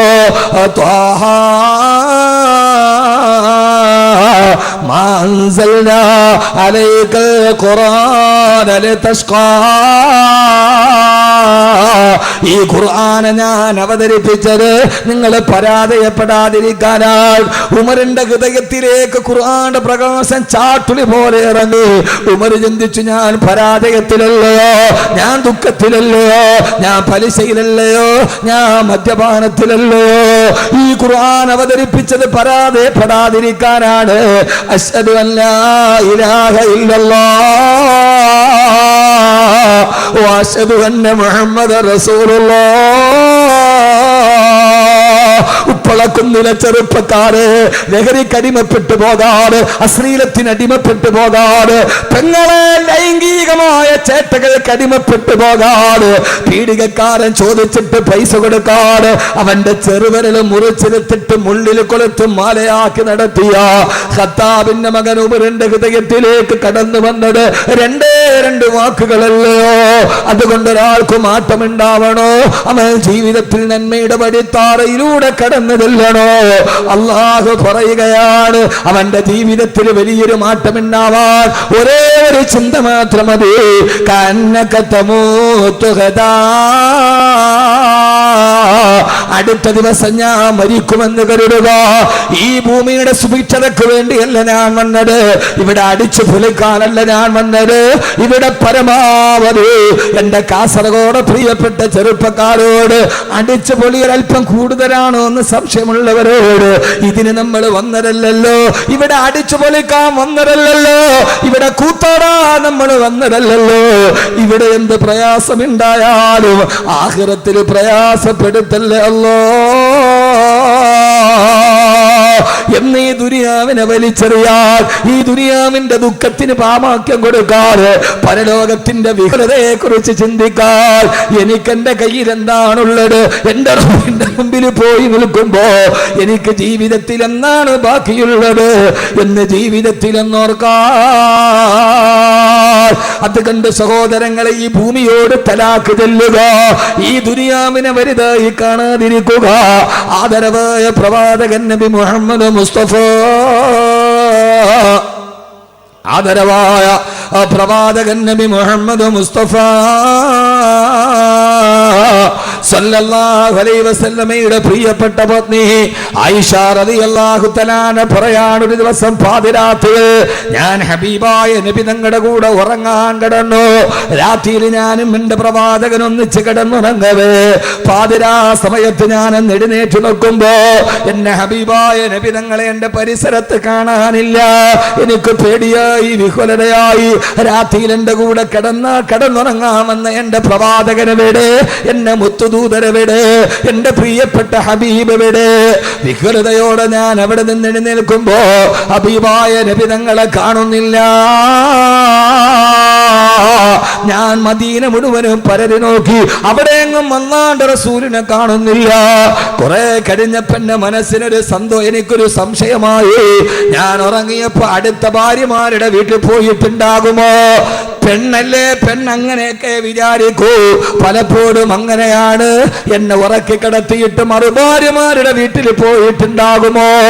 എത്ര സുന്ദരമായ ചരിത്രമെന്നറിയോ? ആയിഷ റളിയല്ലാഹു അൻഹ പറയാ, പാതിരാത്രിയിൽ ആരും അറിയാതെ പൂച്ചയെ പോലെ ശബ്ദം കേൾപ്പിക്കാറ് എല്ലാ ഭാര്യമാരുടെ വീടിന്റെ മുമ്പിലും പോയി ഞാൻ നോക്കി. അവിടെയൊന്നും അല്ലാഹുവിന്റെ റസൂൽ വന്നിട്ടില്ല. പിന്നെ എനിക്ക് പേടിയാവാൻ തുടങ്ങി. പാതിരാത്രിയിൽ ഹബീബായ നബി തങ്ങളെവിടെ? അല്ലാഹുവിന്റെ റസൂലിന് എന്തെങ്കിലും അപകടം സംഭവിച്ചിട്ടുണ്ടാകുമോ? പരിഭ്രാന്തിയോടെ ഞാൻ അവിടേക്ക് നോക്കുമ്പോ പെട്ടെന്നതാ പാതിരാ സമയത്ത് കൊച്ചു കുഞ്ഞുങ്ങൾ പൊട്ടിക്കരയുന്നത് പോലെ, ശൈശവദിശയിലുള്ള കൊച്ചു കുഞ്ഞുങ്ങൾ പൊട്ടിക്കരയുന്നത് പോലെ ഒരു കരച്ചിൽ കേട്ടു. പാതിരാ സമയത്ത് മദീനയിൽ ആരാണ് കരയുന്നതെന്നറിയാനോ? പള്ളിയുടെ വാതിലിലൂടെ ഞാൻ എത്തി നോക്കുമ്പോ ഫൈദാഹിയ റസൂലുള്ളാഹ്, അവിടെ അല്ലാഹുവിന്റെ റസൂൽ കിടന്ന് കരയുകയാ. ഹബീബായ നബി തങ്ങൾ റുക്കൂയിൽ കിടക്കുന്നുണ്ട്, കണ്ണിലൂടെ കണ്ണുനീര് ചാലിട്ടൊടുക്കുന്നുണ്ട്. ഹബീബായ നബി തങ്ങൾ സുജൂദിൽ കിടക്കുന്നുണ്ട്. ആ സുജൂദിൽ കിടന്ന് എന്തോ കണ്ട് പേടിച്ചതുപോലെ കരയുന്നുണ്ട്. അവസാന നിസ്കാരമൊക്കെ കിടന്ന് സുജൂദിൽ കിടന്ന് അല്ലാഹുവിന്റെ റസൂൽ പൊട്ടിക്കരഞ്ഞ് ദുആ ചെയ്യുകയാ. പാതിരാവിന്റെ നിശബ്ദതയിൽ എന്റെ പ്രിയപ്പെട്ട ഭർത്താവ് എന്തിനു വേണ്ടിയാണ് ഇങ്ങനെ ദുആ ചെയ്യുന്നതെന്നറിയാൻ ഞാൻ എന്റെ ചെവി ഇങ്ങനെ കൂർപ്പിച്ചു വെച്ചു. അപ്പോഴാണ് ദുആ എന്തെന്നറിയോ? എന്റെ പ്രിയപ്പെട്ട സഹോദരങ്ങളോട്, സഹോദരിമാരോട്, പ്രിയപ്പെട്ട പെങ്ങളെ, ഒരു ഭാര്യ ഭർത്താവിന്റെ കഥയാണിത്.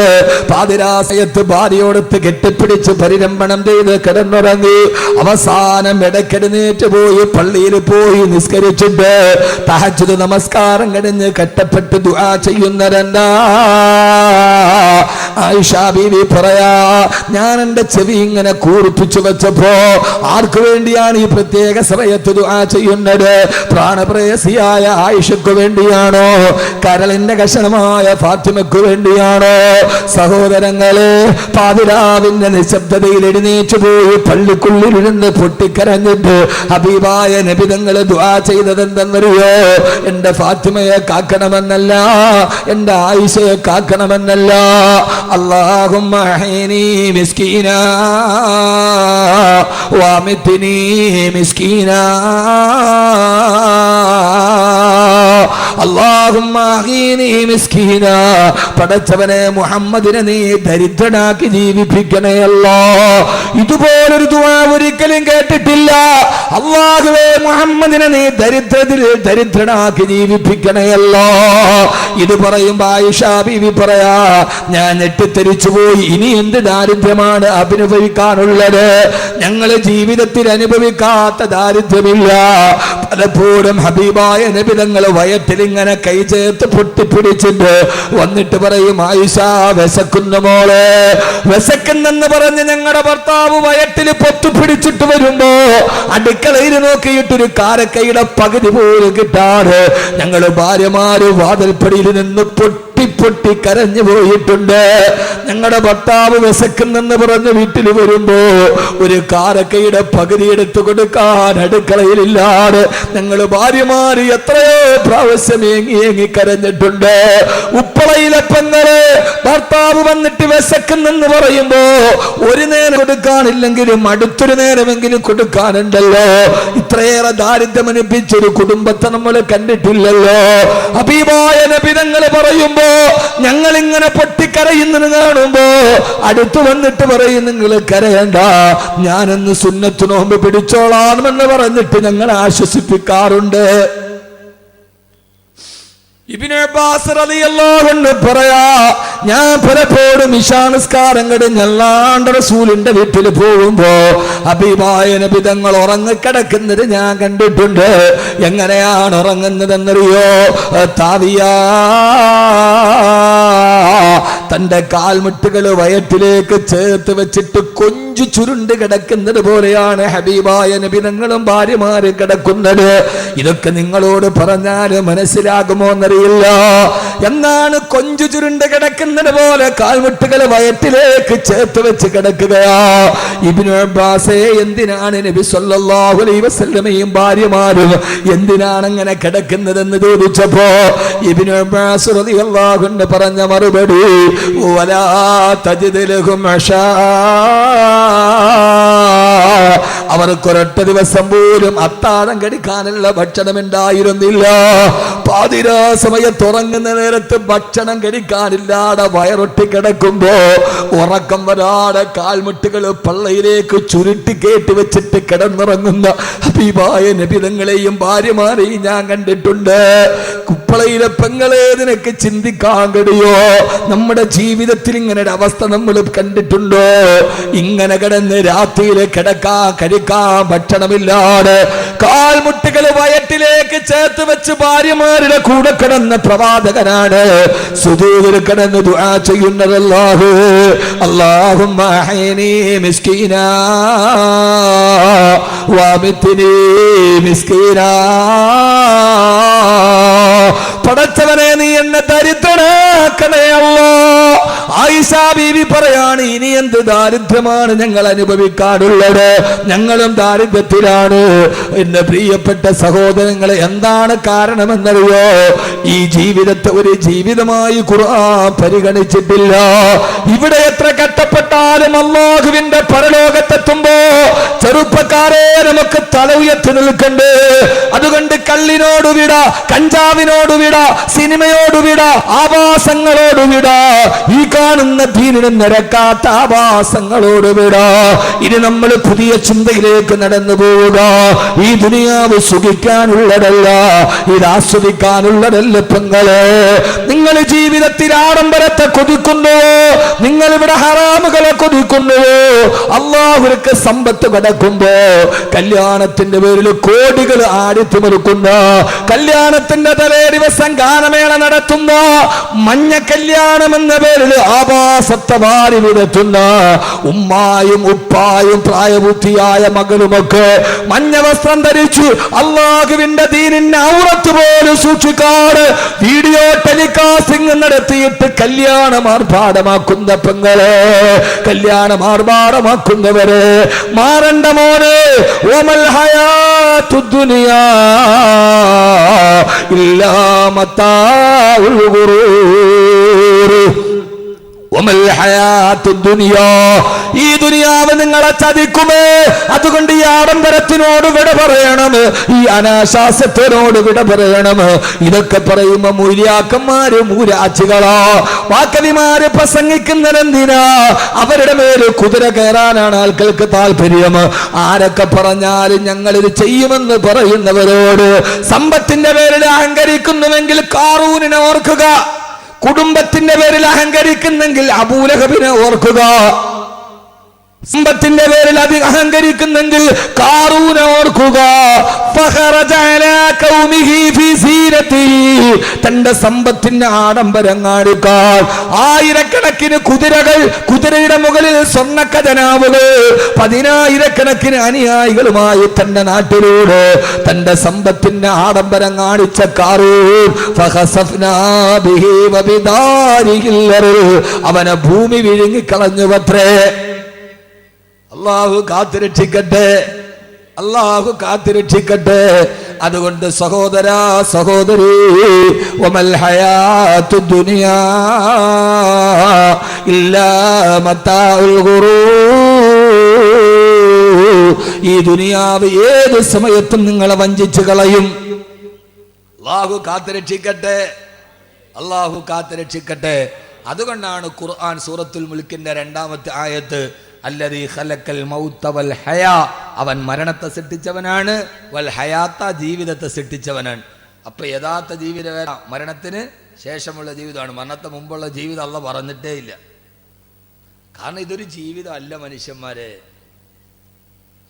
ഏത്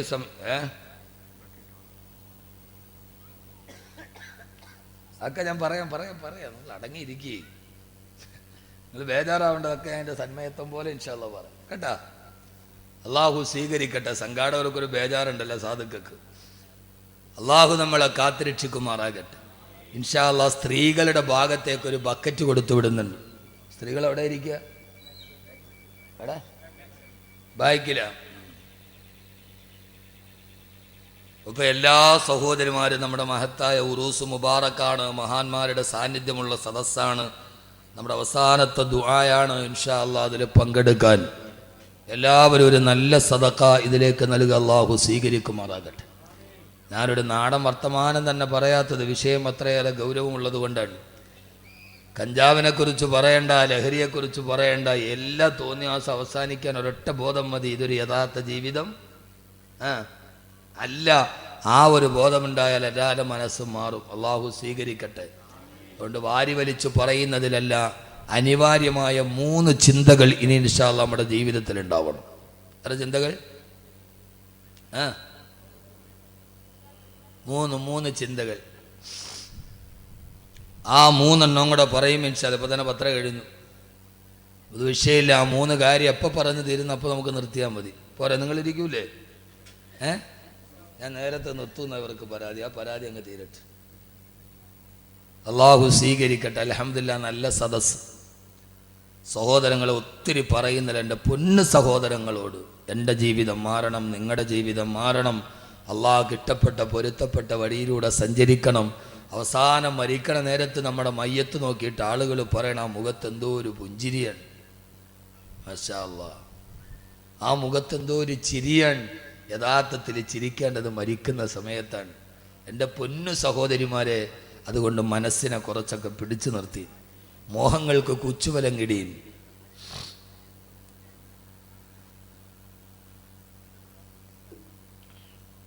അതുകൊണ്ട് അനിവാര്യമായ 3 ചിന്തകൾ. എത്ര ചിന്തകൾ? ഉറങ്ങണോ? പറഞ്ഞിട്ട് പോകുമ്പോൾ ഞങ്ങൾ സൂറത്തുൽ മുൽക്കിൻ്റെ 2 ആയത്ത് പഠിച്ചു. 1-ാമത്തെ ആയത്തിൻ്റെ അർത്ഥം എല്ലാത്തിൻ്റെയും അധികാരം അള്ളാഹ്ക്കാണ്. 2-ാമത്തെ ആയത്തിൽ പറഞ്ഞത് ഈ ജീവിതം ഒരു ജീവിതമേ അല്ല, മരണത്തിന് ശേഷമുള്ള ജീവിതമാണ് ഏറ്റവും നല്ല ജീവിതം. ആ ജീവിതത്തിലേക്ക് നടന്നു പോകണമെങ്കിൽ നമ്മുടെ ചിന്തകളെ നമ്മൾ മാറ്റണം. അനിവാര്യമായ 3 ചിന്തകൾ ഉണ്ടാവണം. ആ 3 ഞാൻ പറഞ്ഞുതരാം ഇൻഷാ അല്ലാഹ്. നിങ്ങൾ പ്രാവർത്തികമാക്കൂലേ? ഇൻഷാ അല്ലാഹ് പറയും. അങ്ങനെ ഇൻഷാ അല്ലാഹ് പറഞ്ഞവരൊക്കെ ഒന്ന് കൈ പൊക്കണം. നോക്കട്ടെ. കൈയുള്ളവരൊക്കെ പൊക്കി 2 കൈയും പൊക്ക്. മാഷാ അല്ലാഹ്. താഴ്ത്തിയിട്ട് ഉറക്കം പോകാൻ വേണ്ടി ചെയ്ത വേറൊന്നുമില്ല അതിനകത്ത്. ഒന്ന് റീഫ്രഷ്മെൻ്റ് ചെയ്താണ്, ഒന്ന് റീഫ്രഷ് ആവാൻ വേണ്ടി. നമ്മൾ കമ്പ്യൂട്ടർ സിസ്റ്റം ഒക്കെ ഓണാക്കുമ്പോൾ കാണൂലേ റീഫ്രഷ്, അത്രേ ഉള്ളൂ.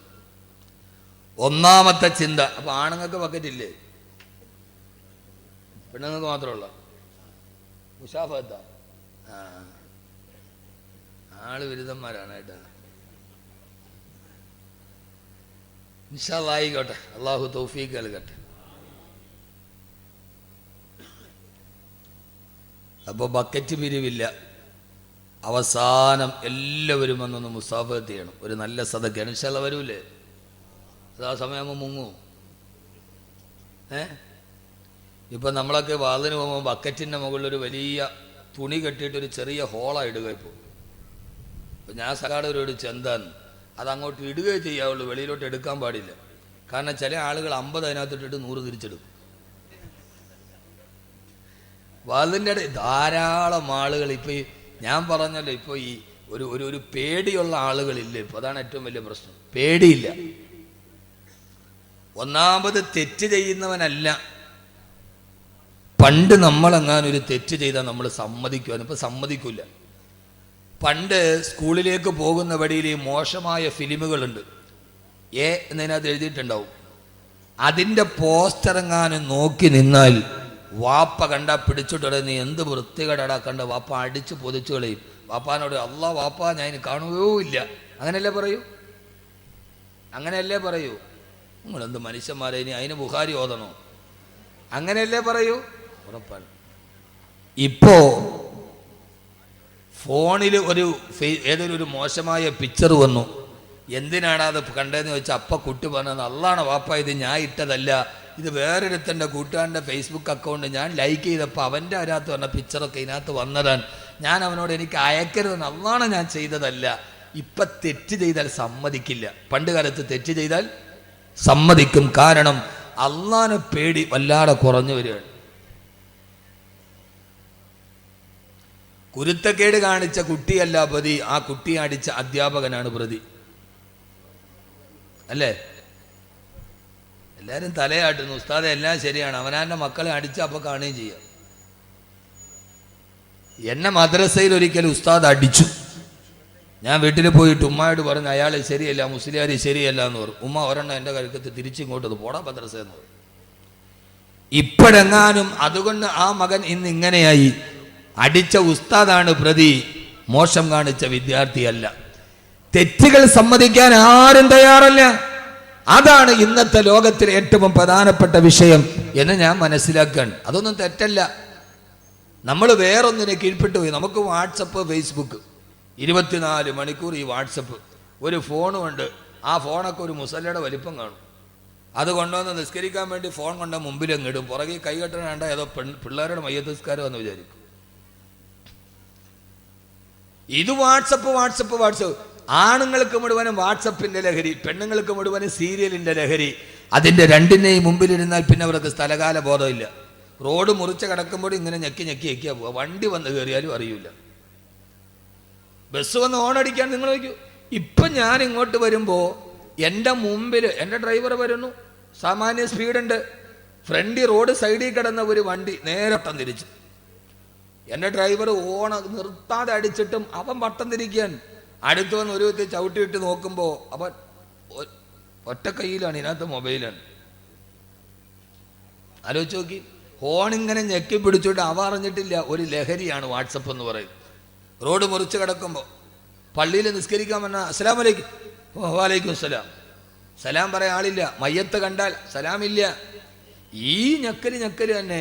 ഒരു ചെറുപ്പക്കാരൻ ഇങ്ങനെ ചാറ്റ് ചെയ്ത് നേരെ പോയി വീട്ടിൽ പോയി കയറി. അവൻ ഞെക്കി ഇങ്ങനെ പോയി നേരെ പോയി വീട്ടിൽ പോയി കയറി. ആ വീട്ടിൽ സീരിയൽ കണ്ടോണ്ടിരുന്ന പെണ്ണ് നേരെ ചായ ഇട്ടോണ്ട് ഇവന്റെ കൈ കൊണ്ട് കൊടുത്തു. പറഞ്ഞ മനസ്സിലായില്ല? ഞാൻ പറഞ്ഞെനിക്ക് മനസ്സിലായില്ല. ഇവൻ ഞെക്കി പോയി നേരെ പോയി വീട്ടിൽ പോയി കയറി. ആ വീട്ടിൽ സീരിയൽ കണ്ട് ലഹരി മൂത്ത പെണ്ണ് ചായ ഇട്ട് അടുക്കളയിൽ പോയി, ഫ്രണ്ടിൽ ആണുങ്ങൾ വന്നപ്പോൾ അടുക്കളയിൽ പോയി ചായ ഇട്ട് കൊണ്ടുവന്ന് അവന്റെ കൈ കൊടുത്തു. ഇവൻ ഞെക്കി പോയി കയറിയത് ഇവന്റെ സ്വന്തം വീട്ടിലുമല്ല. അവള് ചായ ഇട്ട് കൊടുത്തത് സ്വന്തം ഭർത്താവിനുമല്ല.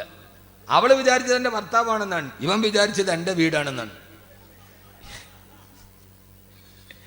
യഥാർത്ഥത്തിൽ ഇതാണ് ഒരവസ്ഥ അല്ലേ? നിസ്കാരം കഴിഞ്ഞ സലാം കിട്ടിയാൽ ആദ്യം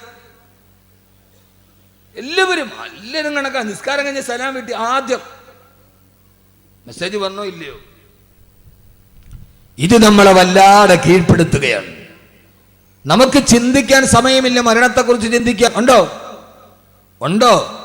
ഇല്ല. മയ്യത്ത് കണ്ടു കഴിഞ്ഞാൽ പണ്ടൊരു മരണ വീട്ടിൽ പോയാൽ അടുത്തു നിന്ന് മാറി നിന്ന് കരയും, അല്ലാഹുവേ നാളെ ഞാനും ഇതേപോലെ പോകേണ്ടതല്ലേ. ഇദാ ഹമൽത ഇലൽ ഖുബൂരി ജനാസതൻ ഫയഖിം ബിഅന്നക ബഅദഹാ മഹ്മൂലു. പടച്ചവനെ നാളെ ഇതേപോലെ എന്നെയും കൊണ്ടുപോകുമല്ലോ. ഇത് മയ്യത്ത് കണ്ടു മാറി നിന്നിട്ട് ചിന്തിക്കാൻ സമയമില്ല. അതാണ് പുതിയ ലോകത്തിൻ്റെ ഏറ്റവും വലിയ വിശേഷം. മരണത്തെക്കുറിച്ച് ചിന്തിക്കാൻ പറ്റും. ഭാര്യയെക്കുറിച്ച് ചിന്തിക്കാൻ സമയമില്ല. മക്കളെക്കുറിച്ച് ചിന്തിക്കാൻ സമയമില്ല. ഭാര്യ അവൾ പോട്ടെ, അടുത്ത് എനിക്ക് കിട്ടും. ഏതോ ഒരു ദർഗയ്ക്കടുത്തുള്ള കിണറ്റിൽ പൈസ ഇട്ടാൽ പൈസ ഇടുന്ന സമയത്ത് മനസ്സിൽ ഏത് കാര്യമാണോ ഉദ്ദേശിക്കുന്നത് അത് നടക്കുമെന്നാരോ പറഞ്ഞു. ആ ദർഗയിലെ പൊട്ടക്കിണറ്റിൽ പോയി പൈസ ഇട്ടു. ഇടാൻ നേരത്തൊരു വലിയ കാര്യം മനസ്സിൽ വിചാരിച്ചു. അടുത്ത് ഭാര്യയുണ്ട്. ഭർത്താവിട്ട പൈസ എവിടെ വീണു എന്നറിയാൻ ഭാര്യ കിണറ്റിലോട്ട് എത്തി നോക്കി. അവൾ നേരെ കിണറ്റിൽ വീണു. അപ്പൊ ഭർത്താവ് പറയാണ്, പടച്ചോനെ വിചാരിച്ച കാര്യം ഇത്ര പെട്ടെന്ന് നടക്കുമെന്ന് ഞാൻ വിചാരിച്ചില്ല എന്ന് പറഞ്ഞ മാതിരി ഈ വിചാരിച്ചാൽ ഇത്ര പെട്ടെന്ന് നടക്കുമെന്ന്. എല്ലാവർക്കും അവരവർക്ക് മറ്റൊരാൾ ഭാരമായി. ഞാൻ ചിരിക്കാൻ പറഞ്ഞല്ല. ഭാര്യയ്ക്ക് ഭർത്താവ് ഒരു ഭാരമായി. ഭാര്യയ്ക്ക് ഭർത്താവ് എന്ന് പറയുന്നത് സ്വർഗത്തിലേക്കുള്ള കവാടമായില്ല. ഭർത്താവിന് ഭാര്യ കടമകൾ വീട്ടേണ്ട അള്ളാഹു പറഞ്ഞ ഏറ്റവും വലിയ കടമയായില്ല. ഭർത്താവിന് ഭാര്യ ഏത് സമയത്തും ഒഴിഞ്ഞു പോകേണ്ട ഒരു ചരക്കായി. മാതാപിതാക്കൾക്ക് മക്കള് ഭാരമായി. മക്കൾക്ക് മാതാപിതാക്കള് ഭാരമായി. സഹോദര, ഞാൻ നേരത്തെ പറഞ്ഞു, അടുക്കളയിൽ നിൽക്കുന്ന അമ്മയെ പുറകിൽ നിന്ന് അടിച്ചു വീഴ്ത്തി മാറിടത്തിൽ ചവിട്ടിപ്പിടിച്ച് കഴുത്തിൽ ശാളുമുളുക്കി കൊന്ന് വലിച്ചോണ്ട് പോയി മകൻ അമ്മയെ കത്തിച്ച് ചാമ്പലാക്കി. നടുക്കം വിട്ടുമാറുന്നതിന് മുമ്പേ കൊല്ലം ജില്ലയിൽ നിന്ന് വാർത്ത, ഈ അമ്മ സ്രാവിൽ കടന്ന മകനെ വലിച്ച് താഴെയിട്ട് മകനെ പോയി കത്തിക്കരിച്ച് ചാമ്പലാക്കി. അമ്മ പുശാചുക്കൾ പാർക്കുന്ന വേതാള നഗരം പോലെ ഈ ഭൂമി അധപ്പതിച്ചു പോകുമ്പോ, ഈ ഭൂമിയിൽ മനുഷ്യന്മാരില്ല, രാക്ഷസന്മാര് വാണരുടുമ്പോ, ഓരോ ദിവസവും ഓരോ വാർത്തകളും നമ്മുടെ ചെവിയിലേക്ക് കടന്നു പോകുമ്പോ, സഹോദര, ഇനി ഈ ലോകത്ത് ഏറ്റവും നല്ലവനായി ജീവിക്കണോ? അനിവാര്യമായ 3 ചിന്തകൾ നമ്മുടെ മനസ്സിലുണ്ടാവണം. അക്കമിട്ട് പഠിച്ചോളുക. 1, അള്ളാഹു എന്നെ കാണുന്നുണ്ടെന്നുള്ള ബോധമുണ്ടാവുക. ഓരോ ആണിനോടും പെണ്ണിനോടും വിനീതനായ വാക്കവിയുടെ വാക്കുകൾ കാണത്തി ഒരൽപ്പം കഴിയുമ്പോൾ നമ്മൾ പിരിയുകയാണ്. ആ സമയത്ത് നമ്മുടെ മനസ്സിലോട്ടിരിക്കാൻ ഇനി മുതൽ നമ്മുടെ ചിന്തകൾ ഈ ചിന്തയാകണേ. 1, എന്റെ അള്ളാഹു എന്നെ കണ്ടുകൊണ്ടിരിക്കുന്നുണ്ട്. അന തഅബുദല്ലാഹ കഅന്നക തറാ ഫഇൻ ലം തകുൻ തറാഹു ഫഇന്നഹു യറാ. എന്റെ ചെറുപ്പക്കാരെ, ഈ ബോധം മനസ്സിലേക്ക് ചേർത്ത് വെക്കുക. അള്ളാഹുവിനെ ഞാൻ കാണുന്നില്ലെങ്കിലും അള്ളാഹു എന്നെ കണ്ടുകൊണ്ടിരിക്കുന്നുണ്ട്. എനിക്കെന്റെ റബ്ബിനെ പേടിയാ, എനിക്കെന്നെ അള്ളാനെ പേടിയാ. സഹോദര, ഈ പേടിയിലൂടെ നടന്നു പോകുമ്പോ എനിക്കെന്റെ റബ്ബിനെ പേടിയാ. ഈ ഉപ്പളക്കുന്നിലെ ഓരോ വീട്ടിലും ഇങ്ങനെ ഒരു ചിന്തയുണ്ടാവണം. ആണിനുണ്ടാവണം, പെണ്ണിനുണ്ടാവണം, മക്കൾക്കുണ്ടാവണം. പാതിരാ സമയത്ത് ഉമർ റളിയല്ലാഹു തആല നടന്നു പോകുമ്പോ, മോളെ പാലില് വെള്ളം ചേർക്കോളെ. ഉമ്മ, ഉമർ കാണില്ല ഉമ്മ. മോളെ, ഉമർ റളിയല്ലാഹു തആല ഉറക്കമാണല്ലോ.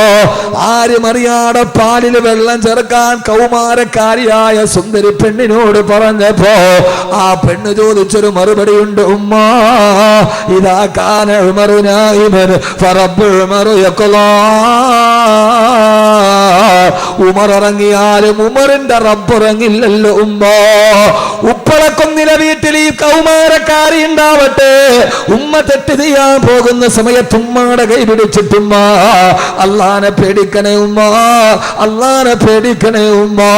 ഉപ്പാനെ ചതിക്കല്ല ഉമ്മ, ഗൾഫിൽ നിൽക്കുന്ന ഉപ്പാനെ ചതിക്കല്ല ഉമ്മ, അള്ള കാണുന്നുണ്ടുമ്മ എന്ന് പറയുന്ന കൗമാരക്കാരി +1 പഠിക്കുന്ന, +2 പഠിക്കുന്ന, എഞ്ചിനീയറിംഗ് എഞ്ചിനീയറിംഗിന് പഠിക്കുന്ന ഹോസ്റ്റലിൽ താമസിക്കുന്ന ആരുമില്ലാത്ത സമയത്ത് കോളേജിന്റെ ഇടനാടികളിൽ കാമകനോട് സല്ലാപം നടത്തുന്ന അന്യപുരുഷനുമായി ബീച്ചുകളിലൂടെ കറങ്ങി നടക്കുന്ന കൗമാരക്കാരിയിൽ നിന്ന് മാറി വീടിന്റെ ഉള്ളിൽ ഉമ്മ ഒരു തെറ്റ് ചെയ്യാൻ പോയാൽ ഉമ്മാടെ കയ്യിലേക്ക് കടന്നു പിടിച്ചിട്ടുമ്മ അള്ളാനെ പേടിക്കണേ, ആഖിറത്തെ പേടിക്കണേ, ഉപ്പാനെ ചതിക്കല്ല ഉമ്മ എന്ന് തിരുത്തി കൊടുക്കാൻ കഴിയുന്ന കൗമാരക്കാര് ഉപ്പളക്കുന്ന് മുഹീദ്ദീൻ മസ്ജിദിന്റെ ഓരോ മഹല്ലിലെ വീടെങ്ങനെയായി മാറണം.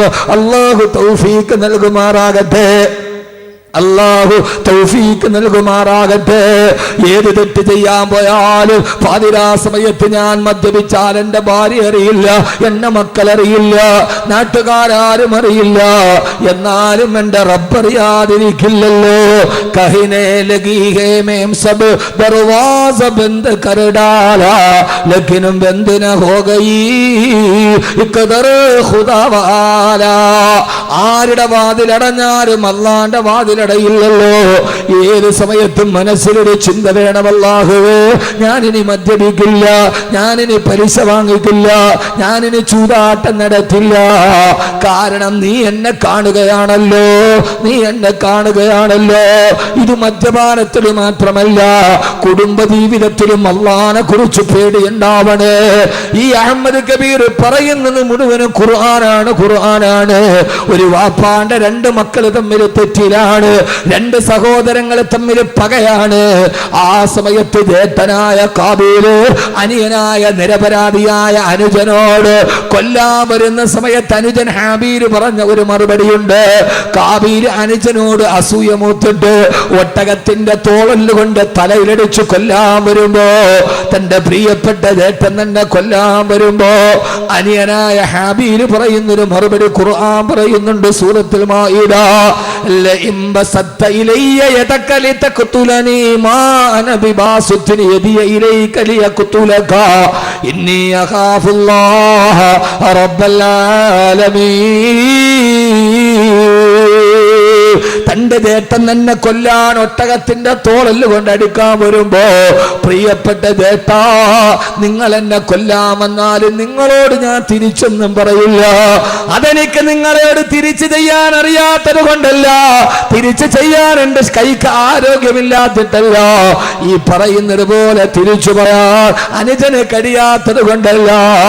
പക്ഷേ ഇന്നി അഖാഫുല്ലാഹ റബ്ബൽ ആലമീൻ. എന്റെ പ്രിയപ്പെട്ട ജേഷ്ഠാ എനിക്ക് എന്റെ റബ്ബിനെ പേടിയോ. ഇവിടെ നമ്മൾ തമ്മിൽ മത്സരിച്ചാല് നാളെ പരലോകത്ത് അല്ലാഹുവിന്റെ മുമ്പിലും മറുപടി പറയണ്ടേ എന്ന് ജേഷ്ഠനായ കാബീലിനോട് ഹബീല് പറഞ്ഞ മറുപടി എന്റെ ഉപ്പളക്കുന്നിലെ സഹോദരങ്ങളോട് ഏത് കാര്യമാണെങ്കിലും ഞാൻ ചുരുക്കുകയാണ്.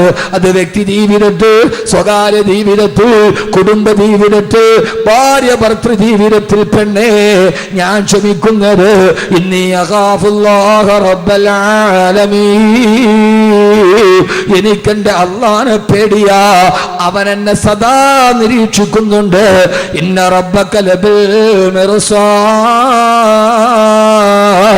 എന്റെ അല്ലാഹു സദാ എന്നെ നിരീക്ഷിച്ചു കൊണ്ടിരിക്കുകയാണ്. അല്ലാഹു ബോധം തരട്ടെ, ആമീൻ പറ. പിന്നെ അവൻ തെറ്റിയോ? അള്ളാഹു എന്നെ കാണുന്നുണ്ടെന്ന് ചിന്തിക്കുന്നവൻ പിന്നെ തെറ്റിയോ? അവനെ നന്നാക്കാൻ പിന്നെ വാള് വേണോ? അവനെ നന്നാക്കാൻ പിന്നെ ഉസ്താദ് വേണോ? അവനെ നന്നാക്കാൻ അവൻ തന്നെ മതി. അതുകൊണ്ട് ഈ മൂന്ന് ചിന്ത, പെണ്ണുങ്ങളെ, സഹോദരിമാരെ, അഹമ്മദ് കബീർ വാക്കവി ഒന്നും പറഞ്ഞില്ലെന്ന് പരാതി വേണ്ട. എൻ്റെ റബ്ബ് എന്നെ കാണുന്നുണ്ടെന്നുള്ള ബോധം, ചിന്ത മനസ്സിലുണ്ടാവുക. ഒന്ന്, ഇപ്പം എത്ര എണ്ണം പറഞ്ഞേ? ഒന്ന്. ഇനി അടുത്തേടാ, ഒന്ന് കഴിഞ്ഞാൽ പിന്നെ എത്രയാ? അങ്ങനെ പറ. രണ്ട്. എന്നാലും ഉറക്കം പോവും. ചുമ്മാ ഇരുന്ന് കേൾക്കാൻ എനിക്ക് അത് താല്പര്യമില്ല. ഞാൻ ഇങ്ങനെയൊക്കെയാണ്. അടുത്തത് രണ്ടാമത്തേത് അടുത്ത സമയം ഞാൻ മരിക്കുമെന്ന് ചിന്തിക്കുക. പിന്നെ വേറെന്താ വേണ്ടത്? അഹമ്മദ് കബീർ പോവുകയാണ് സലാം പറഞ്ഞ്. എൻ്റെയും നിങ്ങളുടെയും ചിന്ത, പറഞ്ഞവൻ്റെയും കേട്ടവൻ്റെയും ചിന്ത, അടുത്ത നിമിഷം ഞാൻ മരിക്കും. ഇതെൻ്റെ അവസാനത്തെ ഇശാ നിസ്കാരമാണ്. നാളത്തെ ഇശായ്ക്ക് ഞാൻ ഉണ്ടാവില്ല. അന്നത്തെ ഇശായ്ക്ക് എന്ത് തക്കവയായിരിക്കും? പടച്ചോനെ ഇതെൻ്റെ അവസാനത്തെ സുബഹിയാണ്, ഞാൻ അടുത്ത സുബഹിക്ക് ഞാൻ ഉണ്ടാവില്ല. ആ സുബഹി എത്ര മനസാന്നിധ്യത്തോടെ നമ്മൾ നിർവഹിക്കും? അള്ളാഹു തൗഫീക്ക് നൽകട്ടെ. ആമീൻ പറ. ഞാൻ അതിനെക്കുറിച്ച് ഇന്നലെ സിറാജുദ്ദീൻ ഖാസിമി മരണമൊക്കെ പറഞ്ഞില്ലേ? ഇല്ലേ? പറഞ്ഞില്ലേ? അപ്പൊ പിന്നെ ഇനി ഞാൻ പറയണ്ടല്ല? ഞാൻ പറയണോ? വേണ്ട. വേണ്ടല്ലോ? വേണോ? ചുമ്മാ വേണ്ടെന്ന് പറ. പിന്നെ വേണമെന്ന് പറഞ്ഞാൽ അങ്ങനെ ഒരു കണ്ണിച്ചോരയില്ലല്ലോ. എന്താ അബ്ദുൽ ഖാർ ഇങ്ങനെ ഇവര്? എൻ്റെ പഴയകാല സുഹൃത്താ, കണ്ടിട്ട് ഒത്തിരി ആളെ ഇപ്പോഴാ കാണും. ഇപ്പോൾ കണ്ടപ്പോൾ ക്യാമറ. ആശാദ് അള്ളാഹു പറക്കത്ത് ചെയ്യട്ടെ. അള്ളാഹു പ്രയാസങ്ങളൊക്കെ മാറ്റിത്തരട്ടെ. ഭാര്യ മക്കൾക്കൊക്കെ സുഖം തന്നെ. ഈ പണ്ടൊക്കെ സമയം ഉണ്ടായിരുന്നു, ഇപ്പോൾ സമയമില്ലാത്തതുകൊണ്ട് ആരെയും അങ്ങനെ കാണാൻ പറ്റില്ല. അപ്പോൾ അവർ പറയും ഇയാളൊക്കെ വലിയ ആളായി പോയെന്ന്. അങ്ങനെയല്ല, മനസ്സിലുണ്ട്. ഇപ്പം 3-4 വർഷമായി കണ്ടിട്ടല്ലേ. ഇപ്പോൾ കണ്ടോ, എൻ്റെ മനസ്സിൽ പേരോർമ്മയുണ്ടല്ലോ. അതാണ്. അള്ളാഹു സ്വീകരിക്കട്ടെ. അതുകൊണ്ട് മരണത്തെക്കുറിച്ച് ഇന്നലെ നന്നായിട്ട് കേട്ടു. ഞാൻ 2 വരി കവിത പാടിത്തരാം. 2 വരി കവിത, ഒരറബി കവിയുടെ 2 വരി കവിത. അത് മാത്രം മതി, വേറൊന്നും വേണ്ട. വേറെ കവിതയൊന്നുമല്ല. അറബി കവി വാഴ്ത്തപ്പെടട്ടെ. അദ്ദേഹത്തിന്റെ 2 വരി കവിത. ആ കവിത മതി മരണത്തെ കുറിച്ച് ജീവിതത്തിൽ ചിന്ത വരാൻ. ഹലക്കൽ മുദാവി വൽ മുദാവാ വല്ലദി ജലബദ്ദവാബാഹു വൽ മുസ്തരി. അറബി കവി പാടിത്തരികയാണ്. ഹലക്കൽ മുദാവി വൽ മുദാവാ വല്ലദി ജലബദ്ദവാബാഹു വൽ മുസ്തരി. ഹലക്കൽ മുദാവി, ചികിത്സിച്ച ഡോക്ടറും മരിച്ചു. വൽ മുദാവാ, ചികിത്സിക്കപ്പെട്ട രോഗിയും മരിച്ചു. അല്ലദീ ജലബദ്ദവാ, ഇവർക്കും മരുന്ന് കൊണ്ടുവന്ന മെഡിക്കൽ റെപ്പ് മരിച്ചുപോയി. വബാഹു, ഈ മരുന്ന് വാങ്ങാൻ വന്ന കൂട്ടിരിപ്പുകാരനും, വബാഹു, ഇതിനെ വിൽക്കാൻ വിട്ട ഫാർമസിക്കാരനും മരിച്ചില്ലയോ? വൽ മുസ്തരി, അത് വാങ്ങിക്കാൻ വന്ന കൂട്ടിരിപ്പുകാരനും മരിച്ചില്ലയോ? ഇനി ആരാണ് മരിക്കാനുള്ളത്? ചികിത്സിച്ച ഡോക്ടർ മരിച്ചു, രോഗിയും മരിച്ചു. ഈ ഡോക്ടർക്ക് മരുന്ന് കൊണ്ടുവന്ന മെഡിക്കൽ റെപ്പും മരിച്ചു. വബാഹു, ഈ മരുന്ന് വിട്ട മെഡിക്കൽ സ്റ്റോറുകാരനും മരിച്ചു. വൽ മുസ്തരി, വാങ്ങിക്കാമെന്ന കൂട്ടിരിപ്പുകാരനും മരിച്ചു. മരുന്ന് കൊണ്ടൊരാള് മരണത്തിൽ നിന്ന് രക്ഷപ്പെടുമായിരുന്നെങ്കിൽ രക്ഷപ്പെടേണ്ടത് ഫാർമസിക്കാരനല്ലേ? അവന്റെ അലമാറിയിലിരിക്കാത്ത ഏതു മരുന്നാണുള്ളത്? എന്നിട്ടും മെഡിക്കൽ സ്റ്റോർ മുതലാളി മരിച്ചു പോയില്ലേ? പിന്നെ എങ്ങനെയാണ് സഹോദരങ്ങളെ മരണത്തിൽ നിന്നൊരാള് രക്ഷപ്പെട്ടു പോവുക? അറബി കവിയുടെ ഈ വാക്ക് വാഴ്ത്തപ്പെടട്ടെ. ഹലക്കൽ മുദാവി വൽ മുദാവാ വല്ലദീ ജലബദ്ദവാബാഹു വൽ മുസ്തരി. ഈ മരണത്തെ കുറിച്ച് ഓർമ്മിക്കുക. അല്ലാഹു തൗഫീഖ് നൽകി അനുഗ്രഹിക്കുമാറാകട്ടെ. ഏത് സമയത്തും മരണത്തെ ഓർമ്മിക്കുക. നമ്മുടെ വീട്ടിൽ മാറ്റമുണ്ടാകാൻ ഒരു ചെറിയ കാര്യം നിങ്ങൾക്ക് ഞാൻ പറഞ്ഞു തരാം. വീട്ടിലെ ഭർത്താവ് നന്നാവും, ഭാര്യ നന്നാവും, വീട്ടിലെ പെൺമക്കൾ നല്ലവരാകും, അവര് നിന്നെ ഹറാമ് ചെയ്യില്ല. ഒരു ചെറിയ കാര്യം നിങ്ങൾ ചെയ്താൽ മതി, നിങ്ങളുടെ വീട്ടിൽ അനിവാര്യമായ മാറ്റമുണ്ടാവും. ആ ഒരു ചെറിയ കാര്യം ഈ വിനീതം പറഞ്ഞു തരാം. ഇൻഷാ അല്ലാഹ് നിങ്ങൾ ചെയ്യുമല്ലോ? ചെയ്യില്ലേ? ഉറക്കെ ഇൻഷാ അല്ലാഹ് പറ. നിങ്ങൾ എന്തിട്ട് മനുഷ്യന്മാരാണ്? നിങ്ങൾ ഉറക്കെ പറ. നിങ്ങൾ പൈസ തരണ്ട, 1 ലക്ഷം നിങ്ങൾ തരണ്ട. ഏറെ വന്നാൽ ഒരു 250 രൂപ മുടക്കിയാൽ മതി. എത്ര വകല് പറഞ്ഞാൽ നന്നാവാത്തവര് നന്നാവും. അതിനെന്ത് ചെയ്യണമെന്നറിയോ? വൈകുന്നേരം ഇശാ നമസ്കാരം കഴിഞ്ഞ് വീട്ടിൽ പോകുമ്പോ എല്ലാവരും ഒരുമിച്ചിരുന്ന് ഭക്ഷണം കഴിച്ചു. ആ ഭക്ഷണമൊക്കെ കഴിച്ചിട്ട് കയ്യും കഴുകിയിട്ട് ഓരോരുത്തർ അവരവരുടെ കിടക്കറയിലേക്ക് പോകുന്നതിന് മുമ്പ് വീടിന്റെ മേശയ്ക്ക് ചുറ്റും എല്ലാവരും ഒരുമിച്ചിരിക്കണം. എന്നിട്ട് മകളോട് പറയണം, പൊന്നുമോളെ ഒരു പാട്ടുപാട്, പൊന്നുമോളെ ഒരു പാട്ടുപാട്. മോളെ കൊണ്ടൊരു പാട്ട് പാടിപ്പിച്ചാൽ മതി, നന്നാവും. അല്ലെ മോനോട് പറയണം, മോനെ ഒരു പാട്ടുപാട്. ആ നാട് മുഴുവൻ നന്നാവും, വീട് മുഴുവൻ നന്നാവും. നിങ്ങൾ എന്നെ അന്തം വിട്ട് നോക്കണല്ലോ മനുഷ്യന്മാരെ. പാട്ടുപാടി നന്നാക്കാനാ. അറിഞ്ഞൂടെ പാട്ട്?